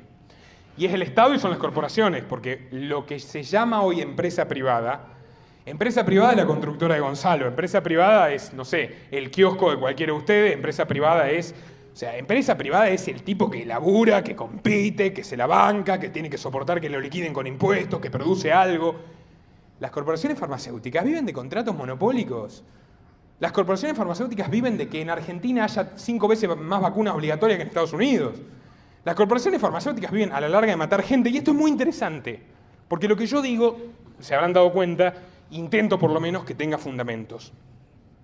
A finales del año pasado, la universidad más prestigiosa del mundo, Harvard, tuvo que admitir que 31 estudios científicos publicados en revistas científicas, validados como verdad científica, de un médico llamado Piero Anversa, un cardiólogo, permítanme porque no tengo tan buena memoria, del hospital Brigham Women, perteneciente a Harvard, eran falsos. ¿Y a qué aspiraban estos estudios? A fundamentar que la experimentación con células madre podía regenerar el tejido del corazón. Lo cual, por supuesto, era un fantástico negocio para los laboratorios que trabajan con la investigación y la manipulación de células madre, pero resultó que no era así, que las personas que fueron sometidos a muchos de esos estudios les fue muy mal, y que con 10 millones de dólares que le entregó el Hospital Brigham Women a el gobierno federal de los Estados Unidos, la cosa no pasó a mayores. Lo echamos a este doctorcito, pero no se pongan a investigar el resto de nuestros estudios. Y recién lo hablaba con los muchachos. Hoy tenemos un relato que dice que la gente vive 80, 90, prácticamente 100 años, dentro de poco van a decir 120. La realidad no es así. O sea, a mí mi viejo se me murió a los 60. A mis mejores amigos, a unos mejores amigos que tengo a los 57. ¿Cuánta gente conozco? O sea, mi abuelo a los 54, ¿cuánta gente? Y no eran pobres, no eran indigentes, era médico mi abuelo. ¿Cuánta gente? ¿Cuántos cánceres hay ahora? Cáncer hubo siempre. ¿Cuántas enfermedades que no había hay ahora? Yo no hablo de lo que no sé, pero hay muchos estudios que cuestionan algunas de las estudios, incluso hay Nobeles que han cuestionado algunas de las hipótesis oficiales sobre el VIH, una enfermedad que hasta hace 35 años no existía. Y esa gente es llamada negacionista, incluso el Nobel que la cuestionó, búsquenlo porque no recuerdo si era el Nobel de Química, grupo de PERT, es el grupo de científicos, es llamada negacionista, ha sido censurada, expulsada de la academia, sus estudios no se publican. Hay un investigador danés muy prestigioso que se llama Peter Goetze, se escribe con diéresis la O, bueno, por cómo es el danés, Goetze, con Z, Goetze. Y hay un investigador catalán que afirma, también, en coincidencia con Peter Goetze, que la tercera causa de muerte en el mundo son los fármacos. O sea, los que vienen a decirnos, los que pagan los estudios universitarios, los que pagan los estudios de investigación que afirman que la gente vive ahora más que nunca, son la tercera causa de muerte del mundo. Después del infarto y del cáncer, los fármacos. A ver, es lógico, si los fármacos, si esas mismas... Bayer creó la cocaína. Bayer creó la heroína. La morfina es básicamente lo mismo que la heroína. La metadona, que es para desenganchar supuestamente a los adictos de la heroína, es más adictiva que la heroína. Y es legal. O sea, los mismos grupos que crean las drogas supuestamente asesinas, insisto, son los que nos dan las que nos van a salvar. Ojo, no estoy diciendo que no hay que tomar medicamentos, que los antibióticos están mal, que la rabia no existe. Yo no estoy planteando eso. Yo, repito, de lo que no tengo conocimiento no hablo. Sí tengo conocimiento de que a los investigadores que dicen esto los echan de todas partes.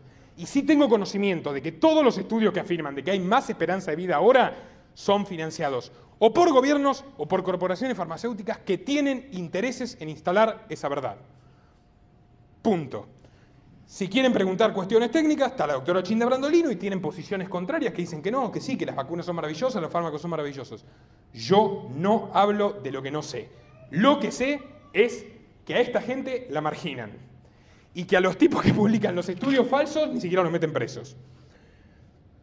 Cuando incluso se comprueba que son falsos y muere gente por ello. Y a los que drogan a los niños, y acá en Argentina pasa, acá en Argentina hay un montón de chicos a los que les prescriben risperidona, cualquier droga destructiva, adictiva, que genera problemas metabólicos, que puede inducir a la diabetes, que deteriora, como todos los antipsicóticos, la materia gris, son legales y se las dan a los chicos. Y esa gente no tiene consecuencias. Y eso tiene que ver con que endiosamos a la ciencia. Reemplazamos el rol de los sacerdotes por el de los médicos. Y hay médicos buenos y hay médicos malos. Y hay maestros honestos y hay maestros malos. Pero el sistema está mal e invita a que la mayoría actúe mal. Por tanto, yo insisto en que no hay que endiosar porque vamos a terminar como con Huxley. ¿Qué decía Huxley? Era una dictadura científica la sociedad que previó Huxley. Huxley decía, esto les va a gustar, yo sé que les va a gustar, que en esa sociedad totalitaria los chicos no iban a tener padres. Todas las personas iban a nacer de probeta. Y la virtud de Huxley, que en eso lo hace un poco más iluminado aún que Orwell, es que lo escribió en 1930. En 1930 Huxley previó que para una sociedad totalitaria, por ejemplo, no solo se iba a querer destruir el vínculo biológico de las familias, sino que iba a haber un adoctrinamiento compulsivo desde la infancia para que los chicos aborrezcan la sola idea de un parto natural, o de una mujer pariendo, o de un padre cuidando a sus hijos.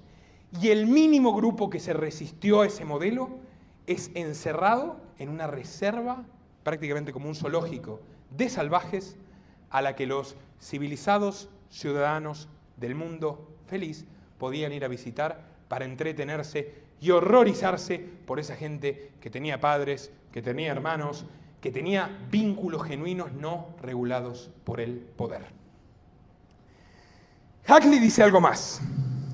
Huxley cree, a diferencia de Orwell, que dice, bueno, acá van a perseguir la libertad sexual totalmente, Huxley dice no. Van a generar un clima de promiscuidad donde la gente crea que es libre sexualmente para disimular que solo pueden tener relaciones entre los miembros de su misma casta. En el libro de Huxley solo van a tener relaciones sexuales entre quienes el gobierno quiera, y hoy en día parece que vamos en la misma dirección. La relación heterosexual está penalizada per se prácticamente. La famosa ESI fomenta una imagen del varón heterosexual como un delincuente en potencia. A los niños. Muchos de ustedes lo saben, pero es lo que está en los programas. Y eso es claramente una forma de decidir, de que el Estado se meta hasta en el aspecto más íntimo de la vida de las personas. Así que Huxley no andaba tan equivocado. Yo, como les digo, creo que hay una combinación entre estos dos mundos, el de Huxley y el de Orwell, hablando de células madre, de niños pro beta, y de que la ciencia manipule a la naturaleza humana. En nuestro mundo hoy, gracias a la experimentación genética, países vanguardia del estatismo feminista totalitario como Islandia abortan absolutamente a todos los fetos, los niños que no nacieron con síndrome de Down. Así que los nazis eran unos tiranos, pero las feministas son un movimiento de libertad, doble pensar. Y esto es así, y en Suecia es así. Y les voy a contar una cosa más. En nuestro país existen 20 centros de hormonización, 20 centros de hormonización por el momento, en la provincia de Buenos Aires, dedicados a cambiar el sexo de las personas. Y aquí dice que uno será para niños. Pero yo llamé y me tomé la molestia de investigar, e incluso ahora lo pueden encontrar en internet. Niños es de 9 años para abajo. Hay un centro de hormonización para chicos de menos de 9 años.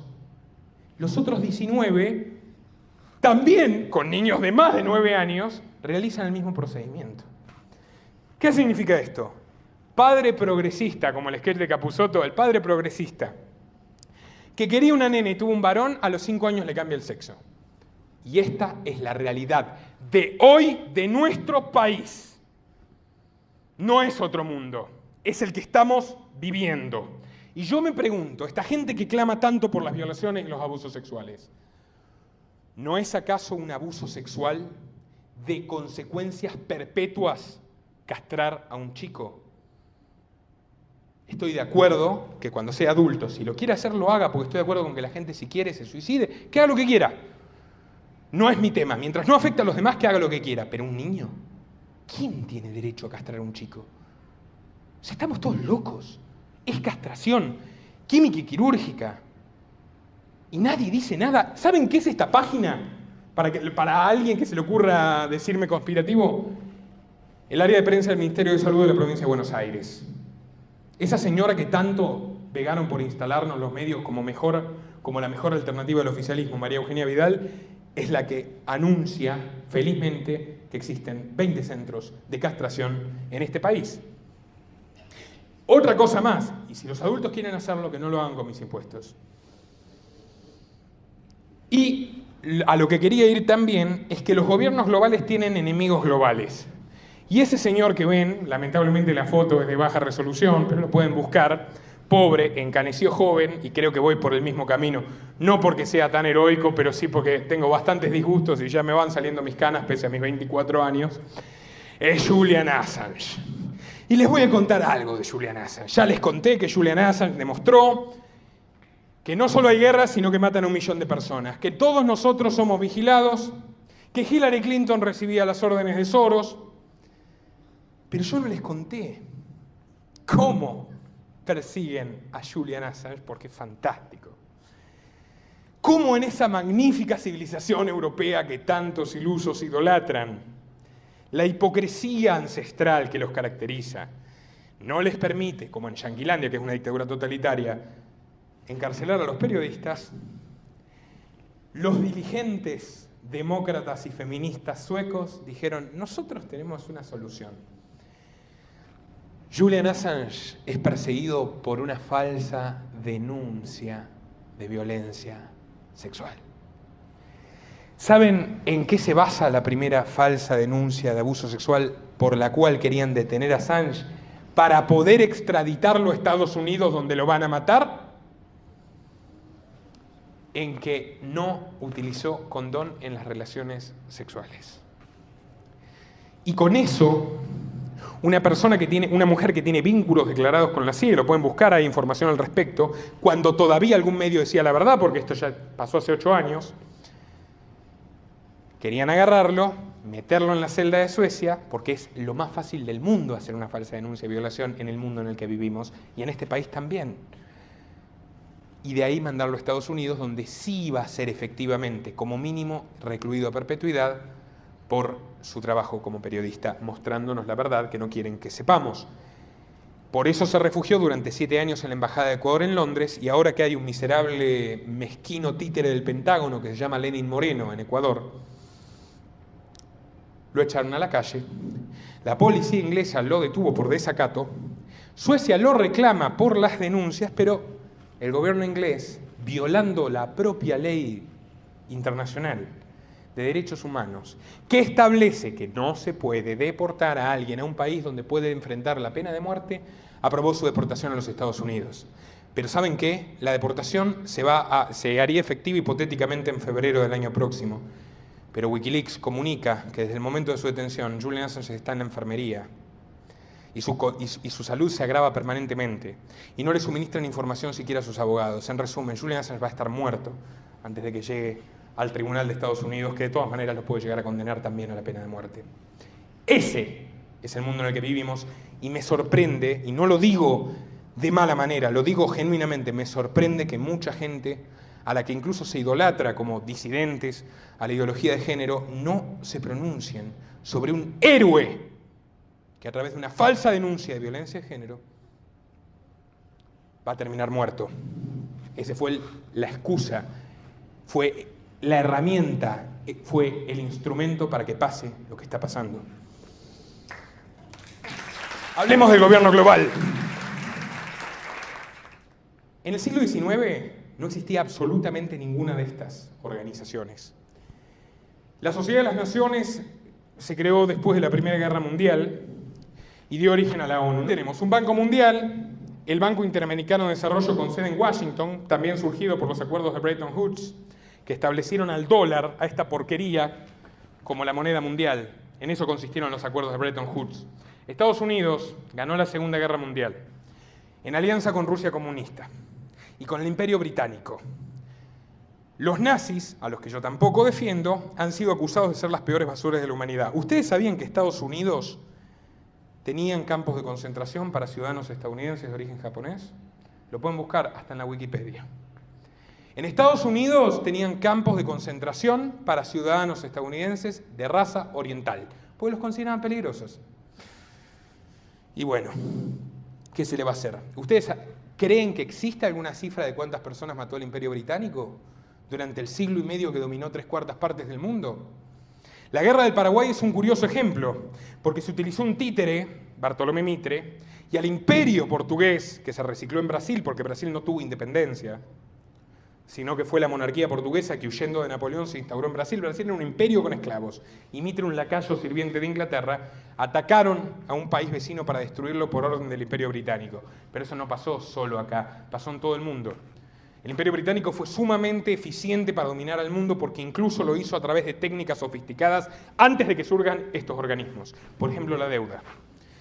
Un gran pseudoliberal de la historia argentina, que incluso, si uno busca, jamás se pronunció como liberal. Él lo cuentan ahora para contar su historia, tanto la izquierda que odia a los liberales como los retardados pseudoliberales. Bernardino Rivadavia, primer presidente de Argentina. ¿Cuál es su primer acto de gobierno? Contraer la deuda con la Baring Brothers. Argentina nació con deuda externa.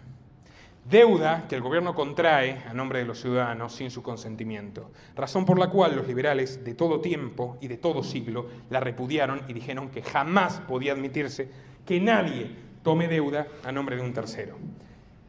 Buena reflexión para el momento en el que estamos viviendo. Les voy a contar otra cosa más. Además de la ONU, que es una suerte de gobierno mundial, que habla mucho de los derechos humanos, pero nunca sirve para evitar guerras. La ONU sirve para ONU Mujeres. Busquen ONU Women's, o para decir, a través de la Organización Mundial de la Salud, que es la ONU, que existen 112 géneros. Para eso la ONU sirve. Incluso para apoyar que se incremente el Estado, se incrementen los impuestos en todo el mundo. Para eso sirve. Para detener guerras, no. Las repudian, pero no las detienen. Critican a Israel, pero nunca hay ninguna sanción contra Israel, por más que sea un Estado racista. teocrático y genocida de ocupación, porque no sé si conocen la historia de Israel, pero la historia de Israel es la siguiente. En 1948, el decadente Imperio Británico tenía una colonia que se llama Palestina, un país ancestral donde vivieron, y esto no lo niega nadie, árabes cristianos, árabes musulmanes, árabes no creyentes y hebreos en paz durante siglos, pero tuvieron la gran idea, después de la Segunda Guerra Mundial, cuyo relato es una de las mayores farsas de la historia, de crear el Estado judío sobre un país que existía. Y para ello tuvieron que sacar de los pelos a la gente de sus casas. Y si ustedes buscan el video El hijo del general, por ejemplo, que es un activista, bueno, israelí, ya no sé si le quitaron la ciudadanía, hijo de un alto cargo militar israelí, cuenta que sus padres, la primera generación de colonos, que vinieron de Inglaterra, vinieron de Europa, no eran gente que vivía ahí, recibieron por parte del gobierno británico la casa de unos palestinos que habían sido desalojados tan recientemente que todavía tenían el café humeando sobre la mesa. Imagínense que ustedes los sacan de sus casas a patadas, de los pelos, y los mandan a literalmente campos de concentración, y a lo largo de los años la Argentina se convierte en una proporción de tamaño menor a la de la provincia de San Luis. Y ahí queda el gueto de la gente a la que se le coarta el ingreso de medicamentos. Estos muchachos que están tan fanatizados con los laboratorios farmacéuticos, a los gazaríes no les dejan acceder a medicamentos. Les bombardean los edificios. No son ciudadanos en Israel. Israel es un estado teocrático, insisto. El sionismo es un nacionalismo religioso. Nadie dice nada. O sea, matan de a decenas de miles permanentemente hace 70 años. La población se redujo a la mitad. No los exterminan por la obstinación de ese pueblo heroico a seguir viviendo. Nadie les da una mano. Sin embargo, eso está bien. Y tenemos una liga antidifamación y una DAIA en la Argentina que se puede permitir censurar programas. Les voy a contar algo. ¿Saben qué? Yo no tengo ninguna simpatía por Santiago Cunio, no tengo ningún problema en decirlo. Sin embargo, fue en su programa, el único programa de la televisión argentina donde yo pude hablar de Pegasus y contarle a la gente el proyecto de Pegasus, que por supuesto es un negocio de Israel con este gobierno lacayo y miserable. A la semana lo echaron acusándolo de antisemita. Funciona, ¿no? Juan Manuel Suaje Pinto, otra persona de un coraje heroico. TLV1. ¿Dónde revelamos la lista de aliados de George Soros? En TLV1. ¿Dónde pueden escuchar a Ricardo Iorio? En TLV1. ¿Dónde pueden escuchar cualquier perspectiva enemiga del sistema, aunque no sea de la ideología de Juan Manuel? En TLV1. Juan Manuel enfrenta hace 5 años un juicio de la DAIA, él y Adrián Salvucci, por decir la verdad. Bueno, Juan Manuel como director del canal, por supuesto, y haciéndose responsable, y Salvucci como el que lo dijo, justamente que Israel es un estado genocida y totalitario. Eso no es antisemitismo, porque no estamos diciendo los judíos son asesinos y totalitarios. Israel. Pero acá tenemos una DAIA que dice que representa a los judíos argentinos, pero sin embargo salta en la defensa de Israel a tratar de encarcelar periodistas. Es una locura. Y nadie se pronuncia por esto. ¿Se acuerdan del caso de Esmeralda Mitre? La hija del dueño del diario más importante del país, hasta el diario de su padre la sometió al escarnio, por decir algo que han afirmado numerosos historiadores, incluso uno judío que se llama David Cole, que es que cuanto menos hay bastante pescado podrido en la historia oficial de la Segunda Guerra Mundial. Pero supuestamente tenemos una democracia con libertad de expresión. Otro chico al que le van a cancelar el programa, Amos del Mundo, Radio Sónica, Ezequiel Kessel, un chico jovencito pero con muy buenas intenciones, donde he hablado de Assange, donde me he explayado sobre el documental de censura sionista que estoy trabajando. Le avisaron que no le van a renovar el contrato, así que mañana sábado, Amos del Mundo, Radio Sónica, anteúltimo programa, y el próximo sábado, el último. ¿Por qué? Porque Ezequiel Kessel se atrevió a hablar de Pegasus y de la dictadura totalitaria de Israel. Y este es nuestro país. Como ven, son fenómenos globales. El Banco Interamericano de Desarrollo, que tiene sede en Washington y financia un montón de cosas en toda Latinoamérica para condicionar a los gobiernos, a los mandatos estadounidenses, ha otorgado un préstamo sui generis a la Argentina. Esta es la página oficial del Banco Interamericano de Desarrollo. El BID acompaña medidas para impulsar la igualdad de género en Argentina. El préstamo de 200 millones de dólares, primero de su tipo a nivel mundial, apoyará medidas clave para la promoción de la igualdad de género en el país. Octubre del 2018. Ningún banco le presta a la Argentina. Ya se había efectuado el préstamo del FMI y aparecen 200 millones de dólares que financiaron la ley Micaela García, por ejemplo, que es la ley de adoctrinamiento obligatorio a funcionarios del Estado, que si se niegan a recibir una capacitación en ideología de género pueden ser expulsados de su trabajo. La línea 144, distópica totalitaria, para que cualquiera de nosotros pueda acusar a cualquiera de nosotros, los que somos varones heterosexuales, de violadores y complicarles la vida, la alcahuetería que decía Orwell, y que tiene una promoción constante. Si alguno de ustedes va a Capital Federal, les invito a hacer lo siguiente. Váyanse al lado del Teatro Colón. Al lado del Teatro Colón, pleno centro de Buenos Aires, 3 cuadras 4 del Obelisco, hay una pantalla gigantesca. El 70% de la publicidad que pasa esa pantalla, y lo quiero grabar ahora que voy a ir a Buenos Aires, es denuncia violencia en tu noviazgo, línea 144, no permitas el acoso existe. Me parece que hay una clara estrategia para que nuestras fantásticas democracias defensoras de los derechos humanos impulsen políticas represivas y metan inocentes presos. En todo caso, enfrenten a la población entre sí, en beneficio de quienes, de esos politicastros que dicen que defienden distintos puntos de vista, se intercambian de partidos como figuritas de un álbum y cobran de los organismos de gobierno mundial y de los lobbies que están detrás de esos organismos.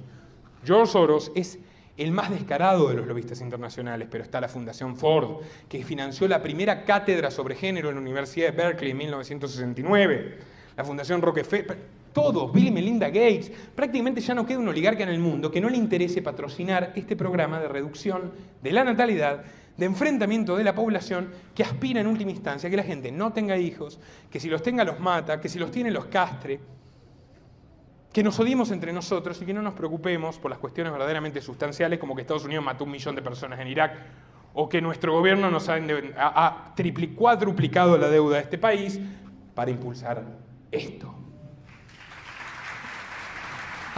Esto lo pueden ver en la página contrainfo.com y también, por supuesto, en el programa de Contracara de TV1. Esta es la lista de aliados de la Open Society Foundation en la Argentina. ¿Ustedes creen que la Open Society Foundation publicó un comunicado negando la veracidad de este archivo? No. ¿Ustedes creen que alguno de los políticos implicados declaró que precisamente que esto es una calumnia? ¿Ustedes creen que si esto fuera una calumnia o un invento o algo, yo podría estar hablando acá? ¿No me hubieran destruido por mentir? Parece que no miento. Parece que este archivo, que me tardó mucho en publicar, porque estuve meses para cotejarlo, precisamente porque tenía miedo de que sea una operación o que sea pescado podrido. Yo lo tenía antes de la votación por la estatización del aborto, pero no lo pude publicar a tiempo porque no sabía si era veraz, y yo tengo una responsabilidad como periodista. Se publicó finalmente en noviembre, y acá podemos ver al ministro de Salud de Macri. Miren cómo es la lista. Es Argentina el país 4, con lo cual Colombia, México, absolutamente todos los países de Latinoamérica, absolutamente todos los países del mundo reciben operaciones o manipulaciones por parte del lobby de Soros. Tenemos al ministro de Salud, tenemos al ministro de Medio Ambiente. Eran ministros antes de que los pasen a secretarios, porque esta lista es de marzo del 2018, cuando Soros multiplica su interés en la Argentina por la posibilidad de estatizar el aborto. Ministro de Salud, ministro de Ambiente, Sergio Bergman. Bueno, la tienen que mirar completa. Está Bullrich, está Victoria Donda. Es impresionante. Están los comunistas del FIT. Está medio kirchnerismo. Está Massa con nombre y apellido. Está Daniel Haddad, el dueño de Infobae, y Jorge Fontevecchia, el dueño de Perfil, que son los boletines de propaganda del Pentágono. Infobae a la derecha, Perfil a la izquierda. Lo que dicen sobre ideología de género, exactamente lo mismo. Idem La Nación, idem Página 12. Todos los medios dicen absolutamente lo mismo. ¿Por qué? Porque los medios ya no son rentables. Porque los medios han perdido la credibilidad. Subsisten, precisamente, gracias a los fondos de estas organizaciones y a los fondos estatales que les dicen decí esto y esto no lo digas. Y les puedo asegurar que tengo experiencia en la materia. Y ahora quiero ir a la raíz de toda esta aberración que estamos viviendo, que es histórica y que es real. Es el positivismo. El positivismo es la creencia de que el único conocimiento útil o verdadero es el científico. Y está a su vez intrínsecamente ligado con el utilitarismo. El utilitarismo es la filosofía que propugna que nosotros no tenemos que actuar por el bien o por el mal, porque el bien y el mal no existen, sino por el principio de utilidad. Y esta filosofía, que floreció a la mitad del siglo XIX, de la mano de este señor, Auguste Comte, sorprendentemente no influyó solamente en un espectro político. Y les voy a decir más. Comte era discípulo de los socialistas utópicos. Antes de Marx había unos loquitos, Fourier y Saint-Simon, que eran millonarios franceses, y otro loco inglés, Robert Owen, que también era millonario. Lo pueden buscar, eran industriales millonarios que tenían la idea de que el mundo le iría muy bien las cosas si el Estado pudiera controlar absolutamente todo. Porque esto de que el Estado se ocupe de las guerras... No, el Estado tiene que meterse en la educación de la gente, el Estado tiene que controlar la salud, el Estado tiene que controlar por supuesto, el Estado tiene que controlar la intimidad de las personas, el Estado tiene que decidir quién vale más y quién vale menos, por sexo, por raza. Y esta ideología positivista, o mejor dicho, filosofía positivista, influenció al marxismo, que por el fin utópico y maravilloso del futuro donde la gente no tenga que trabajar, porque eso es lo que dice Marx. Después de la dictadura del proletariado, después de que hayamos matado a todas las personas que no se adapten a este maravilloso orden para la humanidad que es el socialismo, cuando creemos al hombre nuevo, va a imperar la felicidad, la gente va a tener que trabajar 1 o 2 horas por día y el resto lo va a dedicar al ocio. Eso dice Marx. No solo hace una gran semblanza del progreso, Marx, del Dios progreso en el Manifiesto Comunista que publicó con Engels en 1848, sino que en el libro primero del Capital plantea esto. Mi ideal es que en el futuro, gracias a las máquinas, gracias a la tecnología, gracias al progreso, bajo el socialismo, la gente no tenga que trabajar y viva una vida maravillosa. Y en eso se parece a Julian Huxley. ¿Se acuerdan que les dije que Aldous Huxley, el bueno, el que escribió Un Mundo Feliz, tenía un hermano psicópata? El hermano psicópata, Julian Huxley, su hermano mayor, biólogo, es el fundador del concepto de transhumanismo. El transhumanismo, y lo pueden buscar abiertamente, es la creencia de que a través de modificaciones biológicas se puede mejorar a la especie humana. Que a través de la tecnología y de la ciencia se puede mejorar a la especie humana. ¿Por qué? Porque el positivismo requiere indispensablemente que no creamos en la naturaleza humana. Si nosotros creemos en la naturaleza humana, como lo hicieron todos los padres del liberalismo, que de hecho son, a su vez, los fundadores de algo que se llama justnaturalismo, que es la creencia de que existe un derecho natural, nosotros le damos el poder al Estado de que diga qué es legal, qué no, qué es justo, qué no, qué nos pueden hacer y qué no. El justnaturalismo propugna que nosotros tenemos derecho a la vida por el mismo hecho de vivir. Es autoevidente. Que tenemos derecho a la libertad porque la naturaleza, llámele Dios, John Locke era cristiano, llámele la providencia, como otros liberales que eran deístas, no eran cristianos, pero ninguno era un ateo como cuentan que quería a la diosa ciencia. La naturaleza nos da el derecho a disponer de nuestro propio cuerpo y por tanto tenemos libertad. Nos tenemos que ser responsables de nuestros actos en consecuencia. Y como lo que nos diferencia de los animales es poder modificar a la naturaleza para servirnos de ella, tenemos derecho a la propiedad. Desde el momento que podemos agarrar un pedazo de tierra infértil y plantarle algo y después venderlo, intercambiarlo, es la lógica del orden espontáneo de la cooperación humana y acompaña a nuestra especie desde que apareció. El positivismo lo niega. No existen derechos naturales y no existe tal cosa como naturaleza humana. Es el Estado del brazo de la ciencia el que a través de la ingeniería social debe diseñar el mejor orden para los ciudadanos y debe diseñar el mejor camino para sus vidas.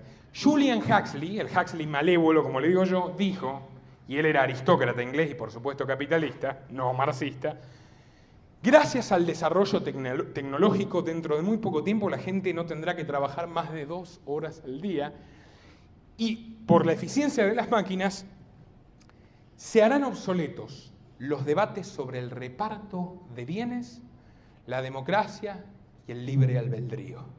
porque las máquinas pueden decidir mejor que nosotros. En los tiempos que corren, por lo menos me sentaría a pensar si lo que está pasando no tiene algo que ver con este proyecto de dominación de la humanidad que dice que el Estado y los grupos de poder, a través de la ingeniería social, pueden abolir la naturaleza humana. Pueden convencernos de que no existen dos sexos, pueden convencernos de que, como en su momento estos miserables decían que los negros eran menos que los blancos, pueden convencernos de que los varones, o en algún momento también dijeron que los homosexuales merecían morir, ahora nos pueden convencer de que los varones heterosexuales somos ciudadanos de segunda, potencialmente violentos y que hay que deconstruirnos. Y ese concepto es muy interesante porque el transhumanismo, el positivismo que originó al comunismo, al pseudoliberalismo, a todas las ideologías nefastas que estamos padeciendo, se basan en la idea de que el ser humano es una construcción social. Como les digo, no hay naturaleza humana, no hay bien, no hay mal, y lo que quiera el poder dominante es lo que debe ser de nuestra naturaleza. Bueno, como ya se nos está haciendo un poco tarde, voy a adelantarme un poco. Les recomiendo, si a alguien le interesa, que investiguen el concepto de biopoder de Michel Foucault, que postula precisamente que los gobiernos transigen, a partir del siglo XX, una frontera de la sociedad disciplinaria, de la sociedad que te decía esto no lo puedes hacer o vas preso, a la sociedad de control. La sociedad que te da una falsa ilusión de libertad, pero vigila absolutamente todo lo que haces para que no te vayas del margen de lo aceptable para los grupos de poder. El panóptico es una idea del positivista Jeremy Bentham, que afirma que la cárcel perfecta tiene que ser una cárcel donde haya un centro que observa absolutamente a todos los demás, a todas las personas, y que esas personas no pueden saber si están siendo observadas, por lo tanto tengan que reprimirse a sí mismas para hacer lo que el poder quiere que hagan. Bueno, la filosofía feminista se basa fundamentalmente en afirmar que la sexualidad es una construcción social y que yo puedo elegir qué soy y ganarle a la biología. Iván Illich es un pensador también que ha dedicado multitud de páginas al respecto, tanto sobre el género como el adoctrinamiento escolar, como la dictadura científica y las prácticas totalitarias que se pueden llevar a cabo a través de la medicina. Bueno, y ya como nos estamos quedando cortos de tiempo, vamos a hablar de libertad y equidad. Yo les acabo de destruir la idea del optimismo exacerbado, pero tampoco quiero que por pesimistas se queden de brazos cruzados, porque tampoco es la solución. Es lo más triste que existe. O sea, está bien, estaba engañado, ahora sé cómo son las cosas, pero no voy a hacer nada, no puedo hacer nada. No tiene sentido, no es lógico. O sea, es cierto que hay una lucha de fuerzas muy desigual. Ellos tienen todos los medios y todos los partidos y nosotros nos tenemos a nosotros mismos. Pero es eso lo que nos tiene que incentivar a actuar. Libertad y Equidad es un grupo de voluntarios que reúne personas de todas las ideologías. Tenemos al abogado Oneto, que nos ha brindado su apoyo, a Ricardo Iorio, a Juan Manuel Suárez Pinto, a Martín Venegas Ortega y Flavio Gardera, que son libertarios como yo, hay nacionalistas, católicos, Leandro Bracamonte, un lingüista extraordinario que es musulmán. Somos argentinos que queremos frenar esto. Y nuestras acciones tienen que ver precisamente con cómo podemos dar la batalla desde el terreno. Es una organización laica, apartidaria. No te estamos diciendo, danos un voto y te vamos a solucionar la vida, porque realmente no es así, sino que queremos apuntar a hacer una resistencia cultural y una resistencia incluso hasta legal frente a estos abusos. Gracias a nuestros abogados, lo pueden buscar, noticia del diario Alfil, hemos dado de baja casi 60 páginas dedicadas a escraches y denuncias falsas contra hombres. Participo a menudo en todos los medios que me convocan para contar las mentiras del relato feminista, y así lo hacen la mayoría de nuestros integrantes, pero nuestro mensaje a transmitir es: no es necesario tener un lugar en los medios, no es necesario ni siquiera el aporte económico, aunque realmente ayuda, pero hay 1000 maneras de colaborar con libertad y equidad. O sea, de la misma manera que unos abogados se pusieron de acuerdo para darnos una mano y la gente denuncia esas páginas de escraches y logramos darlas de baja en defensa del derecho de los falsos acusados que nadie defiende, todos pueden hacer cosas. O sea, todos pueden dar la batalla para frenar esta avanzada totalitaria. Nos puede, como Gonzalo me trajo acá a decirles esto precisamente. O sea, no es necesario ser un Soros, porque nunca va a existir un Soros del antifeminismo. El buen negocio es luchar contra la libertad humana, no a favor de la libertad humana. Pero bueno, yo quiero que nos movilicemos y que cada quien aporte lo que pueda desde donde pueda. La gente nos da folletos. Tengo editores voluntarios que hacen nuestros videos. Nadie cobra un mango acá. Yo no cobro un mango por venir acá a decirles esto. Entonces, quiero que se planteen en qué medida ustedes que están acá, que están en San Luis, pueden ponerse de acuerdo junto con Gonzalo para dar la batalla. La batalla se da desde abajo. Si no creamos conciencia, que es lo mínimo que se puede hacer, no esperemos que nada mejore. Y el día de mañana, ojalá no tengamos que arrepentirnos. Lo que les digo es, hay un halo de esperanza. Pese a todos los esfuerzos del régimen, por el doctor Rodríguez Lastra, por ejemplo, marcharon 500.000 personas. 500.000 de personas. Al otro día marcharon el 24 de marzo, donde supuestamente tenían que reclamar por los desaparecidos, pero lo hicieron por el patriarcado y el aborto, y fueron 12.000. O sea, si tienen todos los medios y todos los partidos y no lograron convencer a la mayoría, hay esperanza. Nos toca a nosotros, con el sentido común, con los valores comunes a cualquier ser humano de bien, dejando de lado las diferencias ideológicas y centrándonos en eso, podemos cambiar las cosas. Así que los invito a entrar a la página de libertadequidad.org y al canal de YouTube, al nuevo, a Libertad y Equidad 2, porque es el que podemos entrar, no solo a difundir, sino que entren en la sección UNITA y cuéntenos en qué nos pueden ayudar. Cuéntenselo a Gonzalo.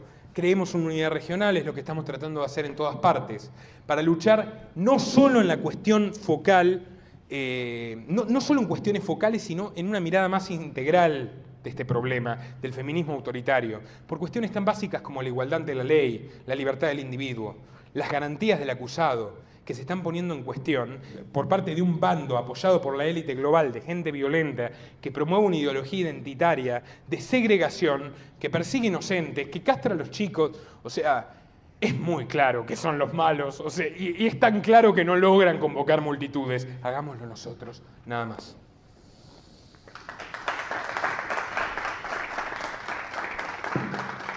Gracias a todos. Para que se escuche aporte la voz, para que se escuche. Y una de las cosas que hablan es que dicen que la víctima siempre acusó firmemente al imputado y nunca se desdijo. Y Sanzinetti dice, bueno, el imputado también siempre lo negó firmemente y nunca se desdijo. Entonces, de última, estamos en una balanza que está ahí equiparada entre las dos fases. Entonces, bueno, ¿qué hacemos? ¿Qué deberíamos hacer? Y la lógica nos indica que apliquemos el principio de la duda. Cuando hay duda, hay que absolver. No. La nueva lógica nos indica que apliquemos la perspectiva de género. ¿Qué es básicamente la perspectiva de género? Agarrar la Constitución, pasársela por igual que uno elija y condenar cuando el acusado es hombre. Eso es la perspectiva de género.